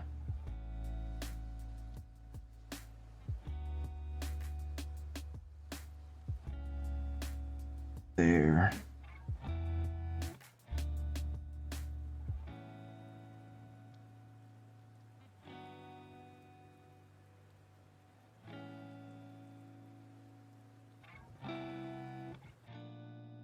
Okay. Yeah, my knowledge of Night Lord's lore is very slim because of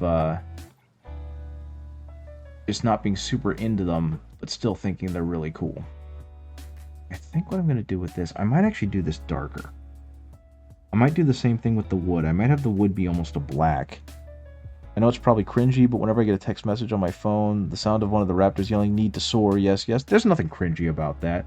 People use the Legend of Zelda Navi, "Hey, listen," as their alert on their phone.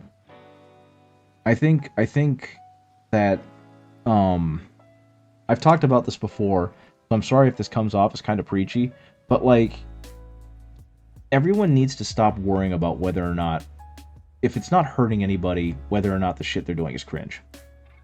If they're enjoying themselves, then who cares?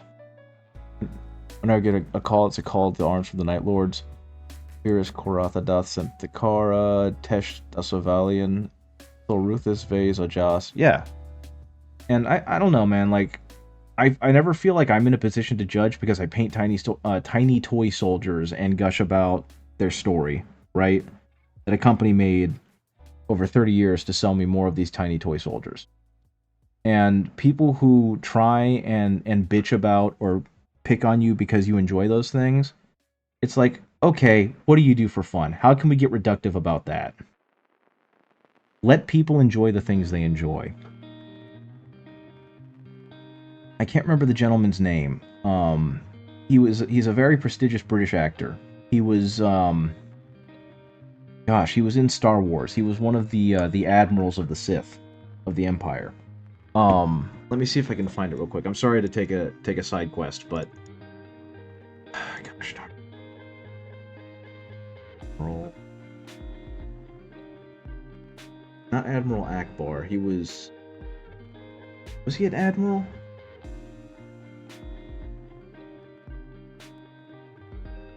I'm trying to remember like the famous one. He was the one in the first movie, I think, and he's been in a bunch of other ones. Regardless, he was definitely a war gamer. Like, there's whole things about him being a war gamer. Yeah, Admiral Tarkin, thank you. I've gotten some comments like, isn't this for kids? Why don't you get a proper hobby? Apparently, unless you're outside playing sports or music, it's not a proper hobby. I'm sorry, but who is making these things, right? Like, who is actively making the media that we enjoy? It's not other children. You know what I mean? Hey, I'm back. And yeah, I'm pretty sure it was Admiral Tarkin. Or Commander Tarkin. I'm sorry, I'm not a Star Wars fan, so I don't know Star Wars very well. I've watched the first 6 movies, but I don't know the lore very well or the characters. But my point is that, and I know you guys already agree with me on this for the most part, but like, everyone does something that they enjoy to get the feel-good juice in the brain. And making them feel bad about enjoying a hobby to get the feel-good juice in the brain is just really shitty.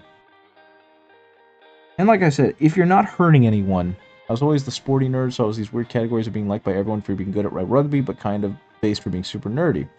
Yeah, exactly. And that's the thing, is it's like, cool, I'm glad you were able to kind of bridge that gap between those two groups of people, and I'm glad that, like, it never was considered a negative thing. At least not in a way that you needed to worry about. But it's just like, let people enjoy what they enjoy.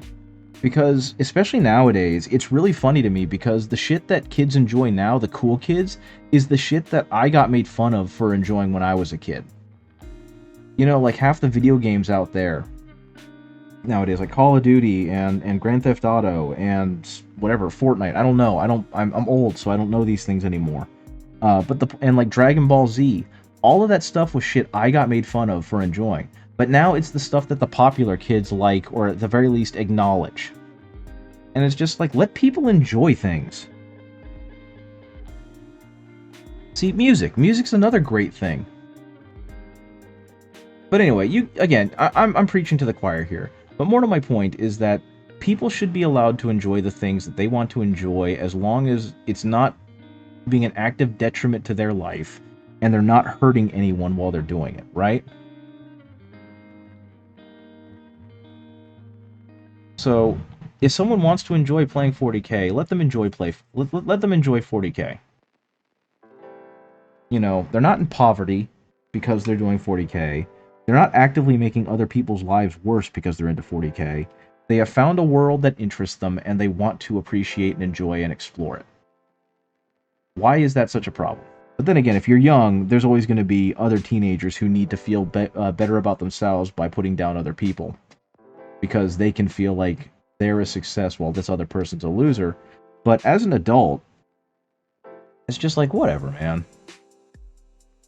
Games Workshop is like a huge part of the British economy. I'm pretty sure that a bunch of men talking about and making these games are doing fine. Since the pandemic, Warhammer's kind of like the cool thing in mainstream. It's gotten better because more people have gotten into it. It's not quite mainstream, but it's working its way there. More people got into it because of the pandemic. People like Henry Cavill reigniting their interest into it. So there's definitely a lot of good that has come out of that, but still very much a niche hobby, at least in the United States. I can't speak about other places. It's still very much a niche hobby. It's just less so because it's been, put out there by other people. And the fact that they've managed to utilize that and make a springboard off of it with legitimately good media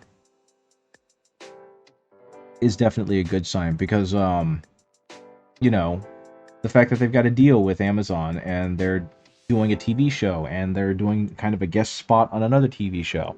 These are all good signs. They're in the top 100 contributors to company tax. Yeah, exactly. I got bullied my entire childhood due to my weight, plus I had problems with my temper, so I was touchy then, but now I'm at the point where if you got a problem with me, you can go kick rocks for all I care. Well, I'm glad that you got to see that growth, because I can definitely understand, you know, being an unhappy person because of a situation in life. And so I'm glad that you've reached a place where, at least emotionally, you feel like you're in a better place.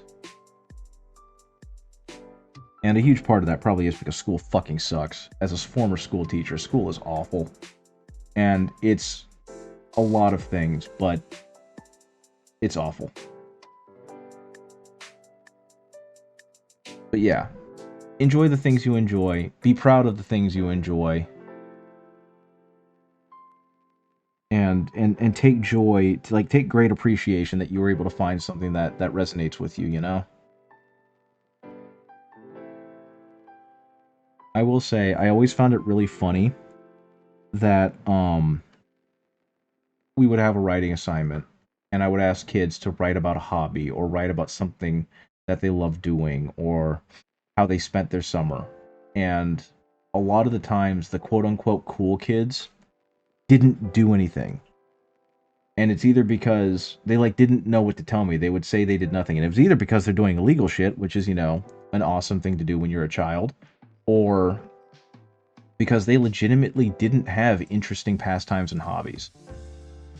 And that's worrisome to me. How do you go through life without having some way to amuse yourself? That's like 90% of our existence. You've gotten to the point where it's almost impossible to make you angry. Well, I'm glad that you're there. One thing I do hate about this hobby is the split shoulder pads. The plastic glue really helps with that. Your brother is autistic. School was designed for people who can't sit still and copy off a board. Yeah, I hate that about school. I hate the fact that, like, teachers are actively trying to change that, but because of how school is structured, they're basically fighting an impossible battle. The fact that it's very one size fits all just makes it miserable for those who it doesn't fit, you know what I mean? And we don't have enough affordable, accessible alternatives to that. Okay. Honestly, for how much I was just raging and how little attention I was paying, this guy's turning out pretty good. You got diagnosed with Asperger's fairly late, around the age of 15. Speaking of pride, I will say I do not condone violence. I will do anything to avoid it, but I will never be proud of the fact that I broke the nose of a 16-year-old when you were 8 because he called you fat. Simply because I know the fact that kid would never. That's a fact the kid would never admit to anyone. Well, yeah, kudos to you for standing up for yourself, and shame on that teenager for picking on an 8-year-old. That was definitely a case if they deserved it. Okay. I'm gonna go dark brown for the bracers that they've got going on because I think these are supposed to be like a dirty rusted iron, but I'm going to make them a dirty rusted like gold as if they stole them off of dead. Okay. Stepmom works in the social special ed program, and yeah, it's sad how they're treated as a side project for the majority of staff. It's disgusting. Yeah, I hate it. I hate it so much. Okay. I'm not sure what else to do with this guy right now. Gray Seer, Gray Seer, Gray Seer. That means he's gonna probably be. I think what I'm gonna do is I'm gonna make his fur a similar color to the robes, but I'm gonna work my way up to like a cool gray for the highlight. Or I might just add white to this gray, and that'll mean that his shadow color will be this dark, nasty green. but it means that everything else, like his highlights, will work their way up to a really gross, like sickly green white. I think that's what I'm gonna do with it. Cause yeah, like you can barely tell that I just made that a green black. There we go, right there. Isn't there a spearhead for Skaven? Yes. There is a. It's technically the Skaventide box. I don't even know if this unit is available in the spearhead, but they did include the full spearhead for both the Stormcast Eternals and the Skaven in the box, on top of other specialty units. Because some genius over at Games Workshop, and I say this unironically, and I don't even know why I'm calling them some genius. It was a lovely lady that I saw her talk about it on social media.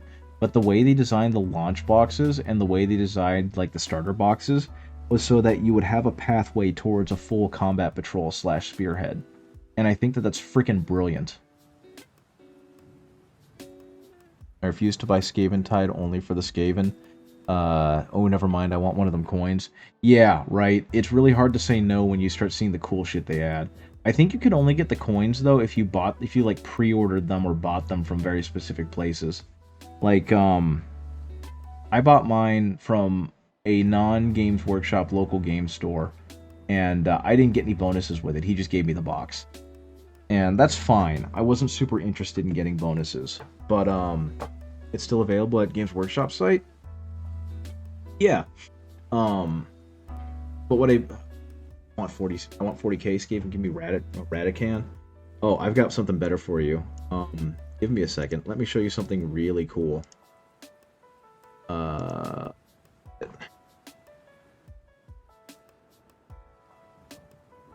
don't know if you've seen this already, but you need to see what I'm about to show you. It's not quite Ratican. Ratican? Ratatacan. Ratatata. But it is really freaking neato.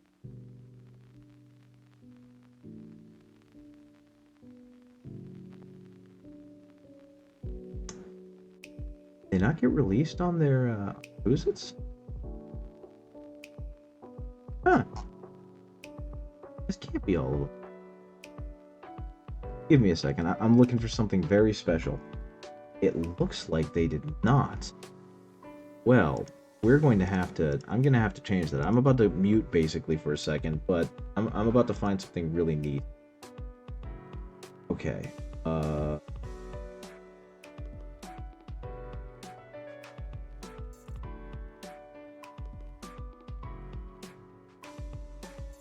Okay.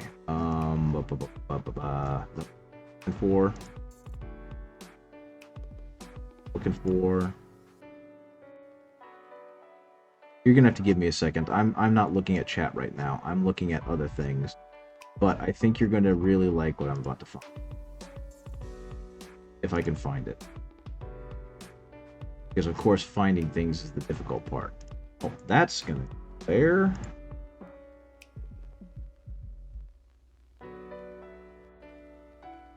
Go there.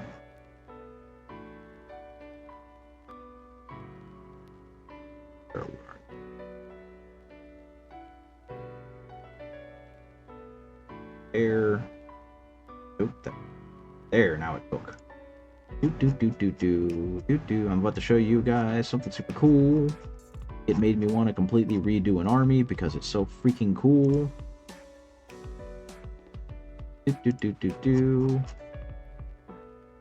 Where are they? There they are. Okay, so what you guys need to do is be cash until next month because Baneblade. You guys need to do is you need to pick up what I'm about to put down. You need to pick up what I'm about to put down. So check this out. You wanted Ratson 40k? Bam! Rat mech. Look at the rat mech. Look at these Adeptus Racaticus. Racaticus. Station Forge has made they're called the Scavengers, but they're basically They're basically rat mech. And they got rat mech Castellan robots, which are in some ways awesome and in other ways adorable. Right? Or are those supposed to be? Those are Moiraxes, I'm sorry. Or not Moiraxes, I forget what they're called. I have like 90% of my Deathcore Creed from there. Exactly. I mean, look at these. They got Sicarian Rust Stalkers, but they're rats. And these are freaking cool. And then they've got like rat priests, electro priests, Fulgurite, and I forget the other type. But yeah, rat priests. And then they've got like this rat mech tech priest. You cannot tell me that this is not the coolest thing ever. Rat mech, baby. All the rat mech. All the rat mech. Exactly. And I really want to do a rat mech army, but it's like I don't have the time, and I've already got a lot of Adeptus Mechanicus because a friend wanted to sell his because he was having no fun playing AdMech because of just how complicated their rules were. And he wanted to start a knight army, but he was like, I'm not going to get enough money. I'm not going to get a lot of money off of these models, and I love these models. So I suggested to him, how about you trade me your AdMech army, and I'll buy you some Imperial Knights and some Armigers. And I'm never going to sell them because I love them. I'm going to keep them, in the family. That way you never really have to truly lose them. And he thought about it, and he was like, okay, you know what? You got a deal. So that's what we did. And now I have like 1,500 points of AdMech. And that means I have no reason to print more. Actually, no, I'm going to use the good brush for this. I have no reason to print more rat mech. Which, again, a good thing, but also a bad thing, because I wish to print rat mech. What I'm going to do here is be very careful. Highlights. I do not have enough paint.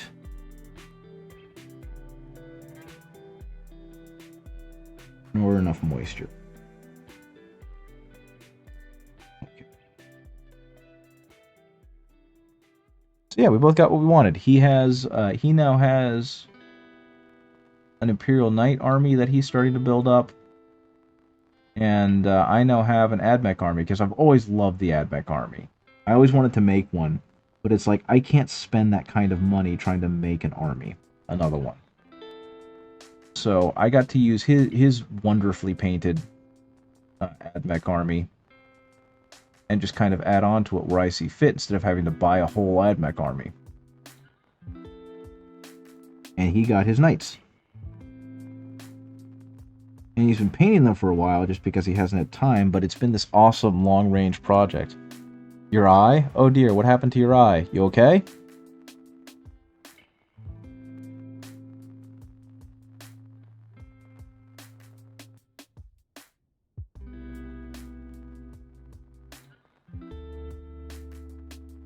Remnant, you okay, buddy? What happened? I'm honestly surprised that you had enough wherewithal for composure to type out my eye if you, since you hurt yourself, but hopefully you're not actually hurt. What do you call that stuff you get in your eyes when you have slept? I call it sleep, but I know what you're talking about, like the eye gunk. Did some of it roll into your eye and really hurt? Because if it did, I'm terribly sorry, and I hope that you managed to get most of it out. Because it's basically just called sleep in Danish. That's my understanding, is we just call it... I've always just heard it called sleep. Like, you've got sleep in your eye. And it's usually talking about the little eye gunks, the little eye nuggets that are just kind of crystallized, gunk from your tear ducts that leak out while you're sleeping. It probably has a scientific name, but I do not know it. Because, like, everything has a scientific name, and I am not a scientific person. I am... Actually, at this point, I'm a tech support specialist. But I was a school teacher.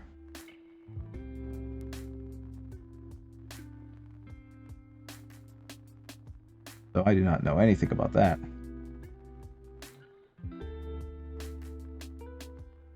There's some in the corner next to my nose while trying to keep it up, buried into the skin right next to my... Ow! That really hurts. Yeah, eye booger is another one that I've heard. Well, I hope you're okay. Because, yeah, that really sucks when it's like the kidney stone of the eye when it does that shit.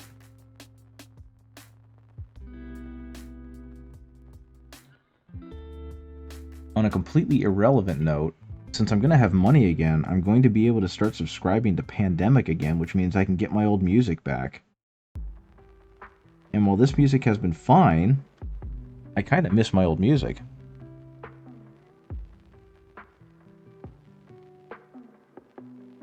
Now, unfortunately, this gray sear has become very pale white. So I'm going to add some of the green back in here. Or some of the heavy gray. And knock down his color a bit, because this just seems like such a stark contrast to like the dark black green gray that he had going on.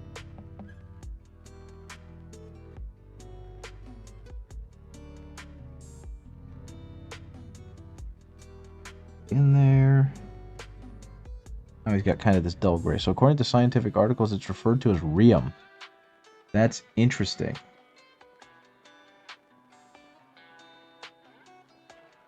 And also incredibly harmless sounding given how evil it is and can be. Okay, for the rest of him, since I'm not worried so much about the rest of his face being, or the rest of his fur being super precise, I'm going to switch back to the much more coarse brush that I have, and I'm just going to try and do some of that dry brushing stuff I was doing earlier. And if it manages to get inside, I do not care. Because this is just going to be a rough shadow all over this mini. Speaking of a rough shadow, I tried to watch a Vince Venturella video, a new Benry. Hey Grizhood, how's it going? And yes, this is a new Benry. This was actually created by Dark Volt. Apparently Dark Volt was just really inspired by watching the channel, and he made me this awesome little VPO, or this awesome little VTuber. GIFTuber? Whatever it's called. Which unfortunately is not working quite right because the mic is being funky. But if I go back here, and I go back here, and I go back here, it recognizes my mic again. And so he talks. And I love him, and I think he's perfect, and I can't wait to do more, get more art with him in it. Because right now I'm using a couple of like black and white pen sketches that my wife made of this character in other parts, and I was using a very okay but not great 3D render of him. And now I've got this little guy, and this can kind of become the key art for the character. So that excites me. In the meantime, I'm also working on this Skaven lad, who is supposed to be a gray seer, so he's got a very specific color tone, and he's going to have, which in the case, I don't know how much you know about the Skaven, but it is kind of just like a dirty matted gray, because everything is dirty and matted. But apparently Skaven born with gray fur are supposed to be special. They're like clairvoyants. And so that's what this guy is. And the Skaven are all just unequivocally evil. And that's what makes them so much fun. They're awful. They're absolutely awful. There's nothing redeemable about them, other than that they are scrungly little guys. And so I love them, because I'm going to not feel bad at all about them dying in droves to whichever army I fight. You know more about Warhammer Fantasy than 40k, you love the Skaven? Awesome, so you can tell me about the Skaven. I only know what I've learned from watching Adeptus Ridiculous talk about them, because they did an episode that kind of kickstarted their Warhammer Fantasy version, and their first one was about the Skaven. And I was like, okay, I'm interested. And then DK began telling him about them, and I went, oh, I need this army. I need this unequivocally awful army. Okay, so that's pretty good. And what I think I'm going to do next is I'm actually going to give him like this horrible gungy green-brown base coat to his teeth. And then I'm going to build it up to like a bone color. And I'm still not sure how I'm going to do that armor on him yet. But everything about them needs to be kind of gross and off-putting. You want to make a Skaven warband for Mordheim? Have you seen the new models that came out with Skaventide, the 4th edition of Age of Sigmar? Because if you haven't, you really should. They're absolutely stunning and phenomenal and fantastic. And this is one of them, actually. I just know Skaven speak, and that sold me on them. Skaven are bastard-coated bastards with bastard filling. That's what you need to know. Because yeah, this is one of them. This is their new Grey Seer sculpt, and I think he's fantastic, and I love him. He's actually not the model that I wanted to paint tonight. He's just the one I grabbed. I don't know if you probably just got here, Grizzhoot, so you didn't see what I was working on. I have a commission that I'm finishing up for actually another viewer who I know in real life, who's in the chat somewhere. But I did Guilliman, and I did a Guilliman on a display base, and I went ahead and put 2 Ultramarine Intercessors on there with him to kind of even it out. So I worked on them a little bit earlier. So, there we go. There's the lad. This is what I started the stream working on. And I had basically finished, but I realized that the Ultramarines on here looked really dull. So I went ahead and spiced them up a little bit, so they have a little bit more, like, lighting on them to make them stand out a bit more. I'm really proud of the fact that he actually comes off the base. Like, he's magnetized on the bottom. And I just think that's super, and I love it. So he's going back on there like so. That's going to go like that. And then I'm going to put this over here. Yeah, magnetizing has opened up a whole new world of doing horrendous things with minis. Or horrendously cool things with minis, let me rephrase that.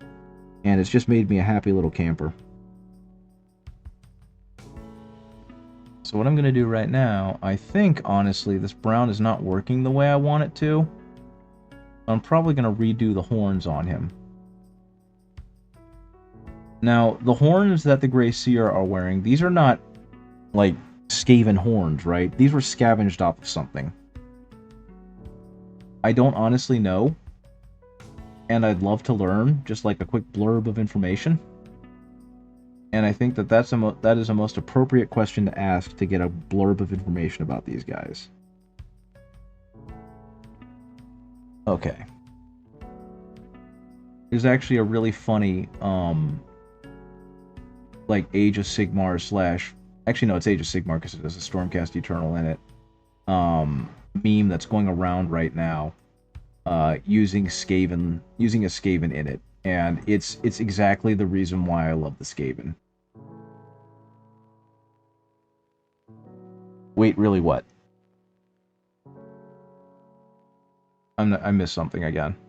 I was so focused on what I was saying, I forgot what I was saying earlier that you're responding to. Because that's just kind of how my brain works. What are we wait reallying?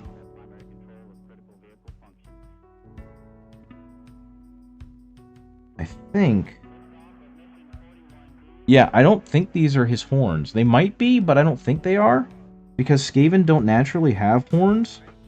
And since he's supposed to be a shaman, like a rat priest, I figure that he's probably scavenged these horns off of some other beast and is wearing them as part of his look. But I could also be wrong, since Grey Seers are special, he might have horns. I legitimately don't know.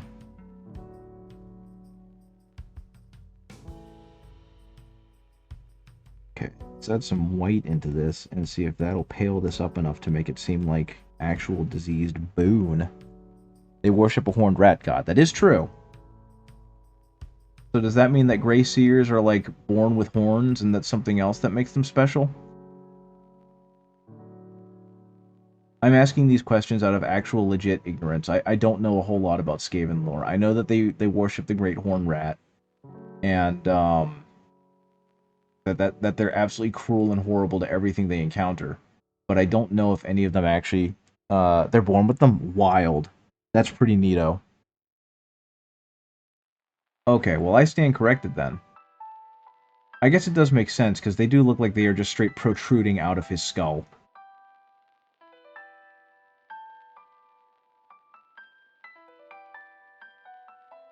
Okay. Have you guys seen, it's like on YouTube and it's on TikTok and it's everywhere. It's the greatest Skaven invention. Because if not, I might have to stop temporarily and show you guys the greatest, it's a short video, the greatest Skaven invention.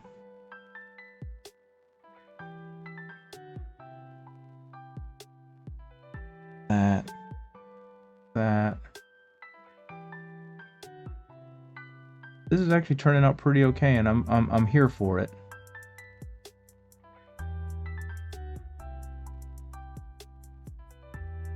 There we go. You don't think you've seen it? Okay.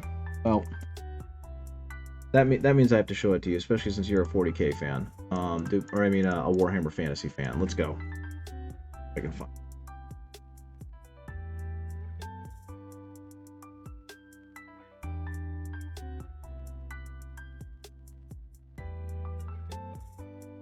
Whoops.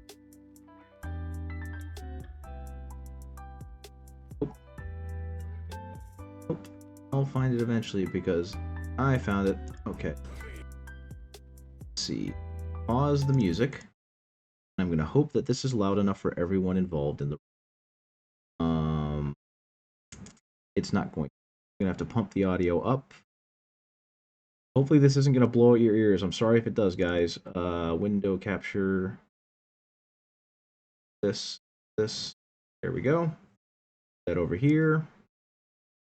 Behold, the most strong, powerful weapon in the Skaven Horde arsenal! Ooh, I'm so scared. What's it gonna be this time, rat boy? A rat ogre with lawnmowers for hands? No, you stupid bitch! We tried that already! Now behold, the rat gat! Oh shit! Now give me all of your f***ing money! Behold! Yep. The Rat Gat.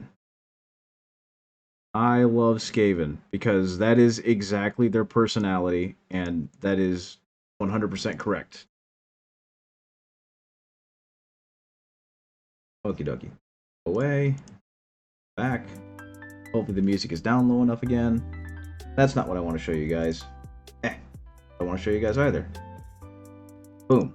We are going to eventually raid them. They're a friend of mine. So I've had that open just to make sure that they are still here. And it looks like they are. So eventually when I finish, which might be in the next 10 or 15 minutes, we're going to raid Arya Silverfire. Because they're cool people. Okay, something else I need to do is give these a little bit of a highlight, just so that they pop a little more against the shadow. But yeah, videos like that are why I love the Skaven. And just how absolutely terrifying they're kind of like orcs in that they come across as a big joke, but if you were to actually deal with them or encounter them, they'd be the most terrifying thing in existence. And I think that's super cool. I love that dichotomy of this should be the joke character, but if you look at actually what the memes are all saying, they are absolutely terrifying. I love that dichotomy in writing. Okay. So that's been done. I think even though I haven't gotten a lot of the other colors out, I'm going to go ahead and start the non-metallic metal on the golds. So on here, we're going to get some highlights. Here, we're going to get some highlights.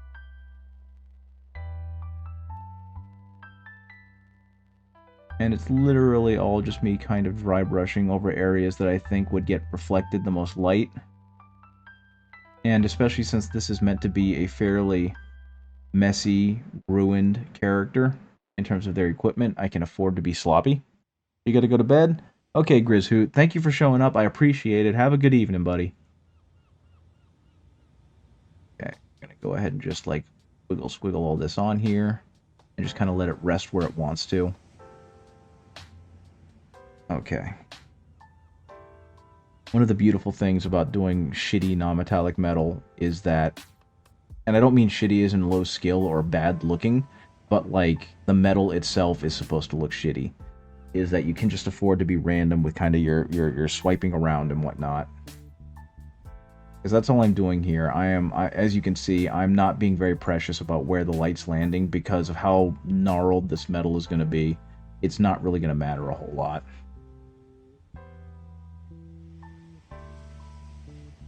But yeah, since it already got that dark brown coat, I'm just kind of doing a slightly lighter one to give it some color variance. That way, when I start putting on more yellows and the like, it's all going to look a whole lot better. And actually, while I'm thinking about it, I should go ahead and do his toes, his toenails. Because, yes, they're technically claws, but they have to be dirty and disgusting like the rest of them. So, go ahead and do a little bit of that, a little bit of that, do a little bit of that. Same with this foot. Do a little bit of the brown. Can't really do it on his fingernails, but I'm going to give it a shot. And then we're going to mix in some of the white. We'll pale up the brown just enough to make it like a bone color. And then I'm going to reapply it as almost like a dry brush over these nails because I want them to look dirty and diseased. So hopefully this will get that across. These are not clean, these are not well cared for.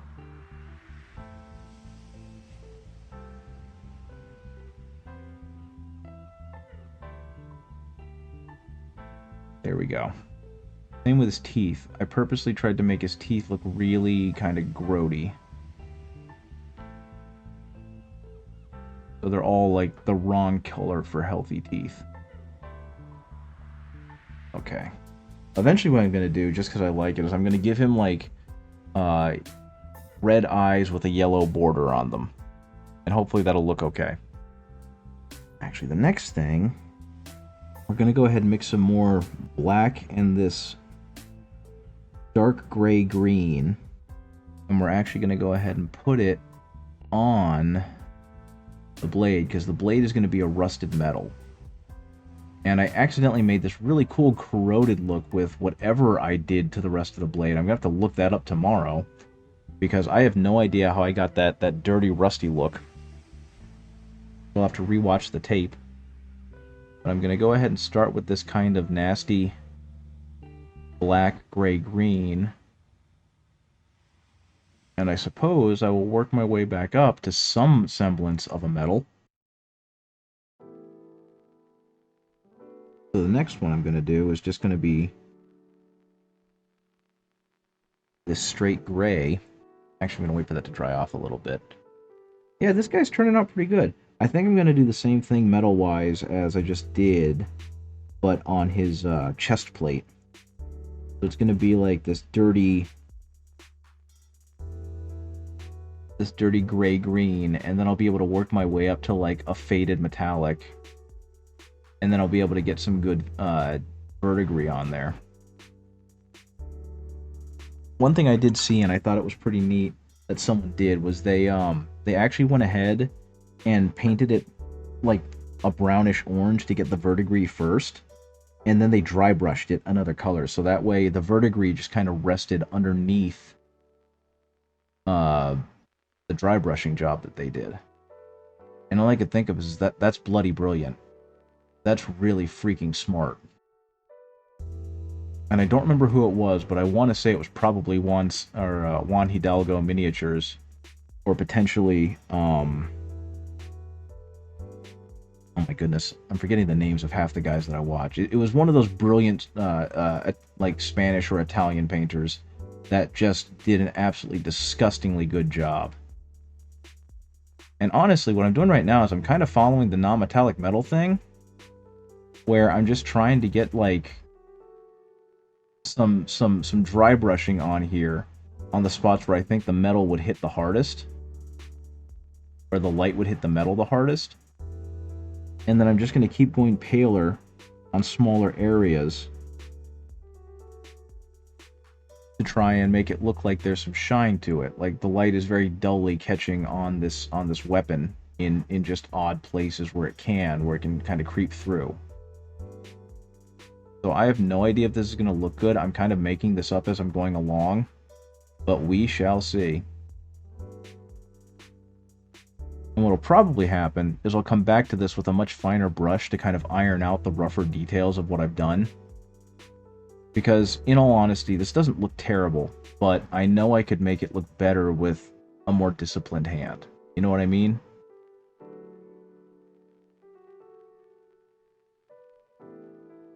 Okay, a little bit more white. Then there, a little bit there. There. And honestly, this is probably going to be it for me. I'm pretty happy with how that looks. I might add some orange back into it to give it a really rusted look. But I think this is where I'm going to stop. I just went crazy with a knife and cut my Terminator. Oh no. Oh no, that's bad. You shouldn't do that. Be careful, please. Don't hurt yourself. I think what I might be able to do with this. Yeah, Mommy Dova, be careful. Please. You're okay, right? You didn't actually hurt yourself. Because as much as it sucks that your Terminator might be damaged, I'd rather your Terminator be damaged than you be in any kind of actual danger. Oh, you purposely cut him? Okay, so you gave him some battle damage? That's a whole lot better. I like that story better. Let's stick with that one.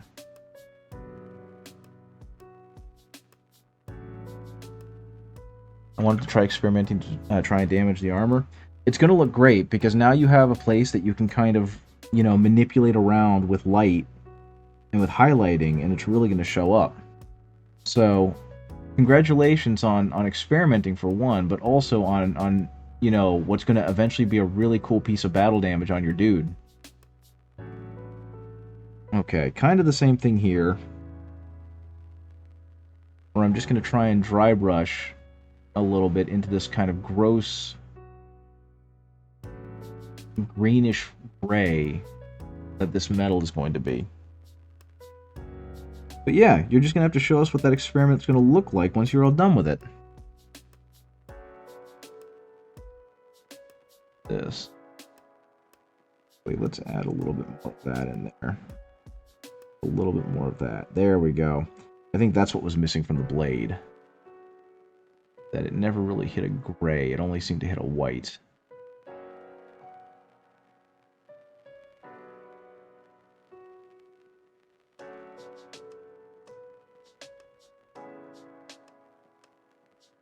Kind of the same thing here, just hitting some edges to really try and sell that this is corroded metal. And then it's going to get a nice fine coat of like a dirty brown.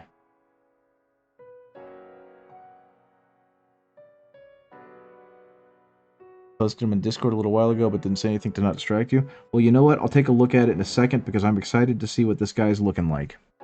Once I finish doing this last little bit, I'm basically done for tonight, and I'll take a second to look at what you've got in there. I will say I am kind of surprised at how bright everything is looking, given how dark a gray this actually is. Okay. Mix in some of that watery brown. I want this to be really watery, because I don't want this to actually show up a whole lot anywhere. It's just going to kind of be in the... There we go. Kind of like a wash, but I made this with water and brown. There we go. There we go. A little bit on here too. Just to give it some more color depth. And this is something, like I said, I'll probably clean up tomorrow. But right now, I'm just trying to hit some spots. And so now, that's going to dry as kind of a rusted, disgusted metal. And I'll be able to touch that up some more later. Right now, let's go back to the Discord really quick. I'm going to lose my voice in a second. Boop! There he is. Play around baddie damage and grimy goodness. Let's see. Looks freaking cool is what it looks like. Yeah, I can see what you mean by slicing him up a little bit. I will suggest, and this is a suggestion I'm going to keep going back to for you, because it's really going to, like, sing with your models, is to go ahead and go back and take a very thin, as thin a brush as you have, and line the cuts with the base color again. So like on the shin, line all those cuts with that silver. Just very, very gently. Same with on the fist. Line it again with just the actual color of the Oh, thank you. Streams are exceptional. I'm all for these. I can't forget to it at Discord. Can't wait to great content. Much appreciated. Thank you. But yeah, line that, or like just do a little line on it to show like the light reflecting on it. Same with the Aquila. All fantastic. All really cool. So yeah, awesome job. Awesome job. I love it. Keep doing what you're doing and keep experimenting, because that's where you're going to start doing really cool stuff with your minis. Same with right there on the lens. It looks like you sliced across his lens. You can make it brighter there to show that there's like light coming from it. Okay. That being said, it's time for me to go. I need to stop what I'm doing. I need to go ahead and like clean up, because it's almost time for bed and I've got a long day tomorrow. So what I'm going to do is I'm going to hop you guys over to Aria Silverfire. She is a friend of mine. Yep, I know that's a bot. But you know what? They went ahead and gave me a so I'm not too worried about it. But yeah, I'm going to go ahead and send you over there just so I can say that I did a raid. Thank you very much for being here and watching me go through my weirdness and getting to see like this guy come to life. I'm actually really happy with how this looks. And I will see you later. I don't think I'm going to be able to stream at all for the rest of the week because work and all the other stuff, so it'll have to be next Tuesday. But I might find time to continue cleaning up and adjusting with Guilliman. I don't know. But either way, Mommy Dova, I will make sure to get that to you by Friday. And otherwise, let's go ahead /raid. I believe that's how they have. Nope, spelled it wrong. Hi. Boom. Fantastic. Okie dokie. I will see you later, and I hope you have a great rest of your evening, and I hope you have a great rest of your week. Hopefully by next Tuesday I'll see you. Bye-bye!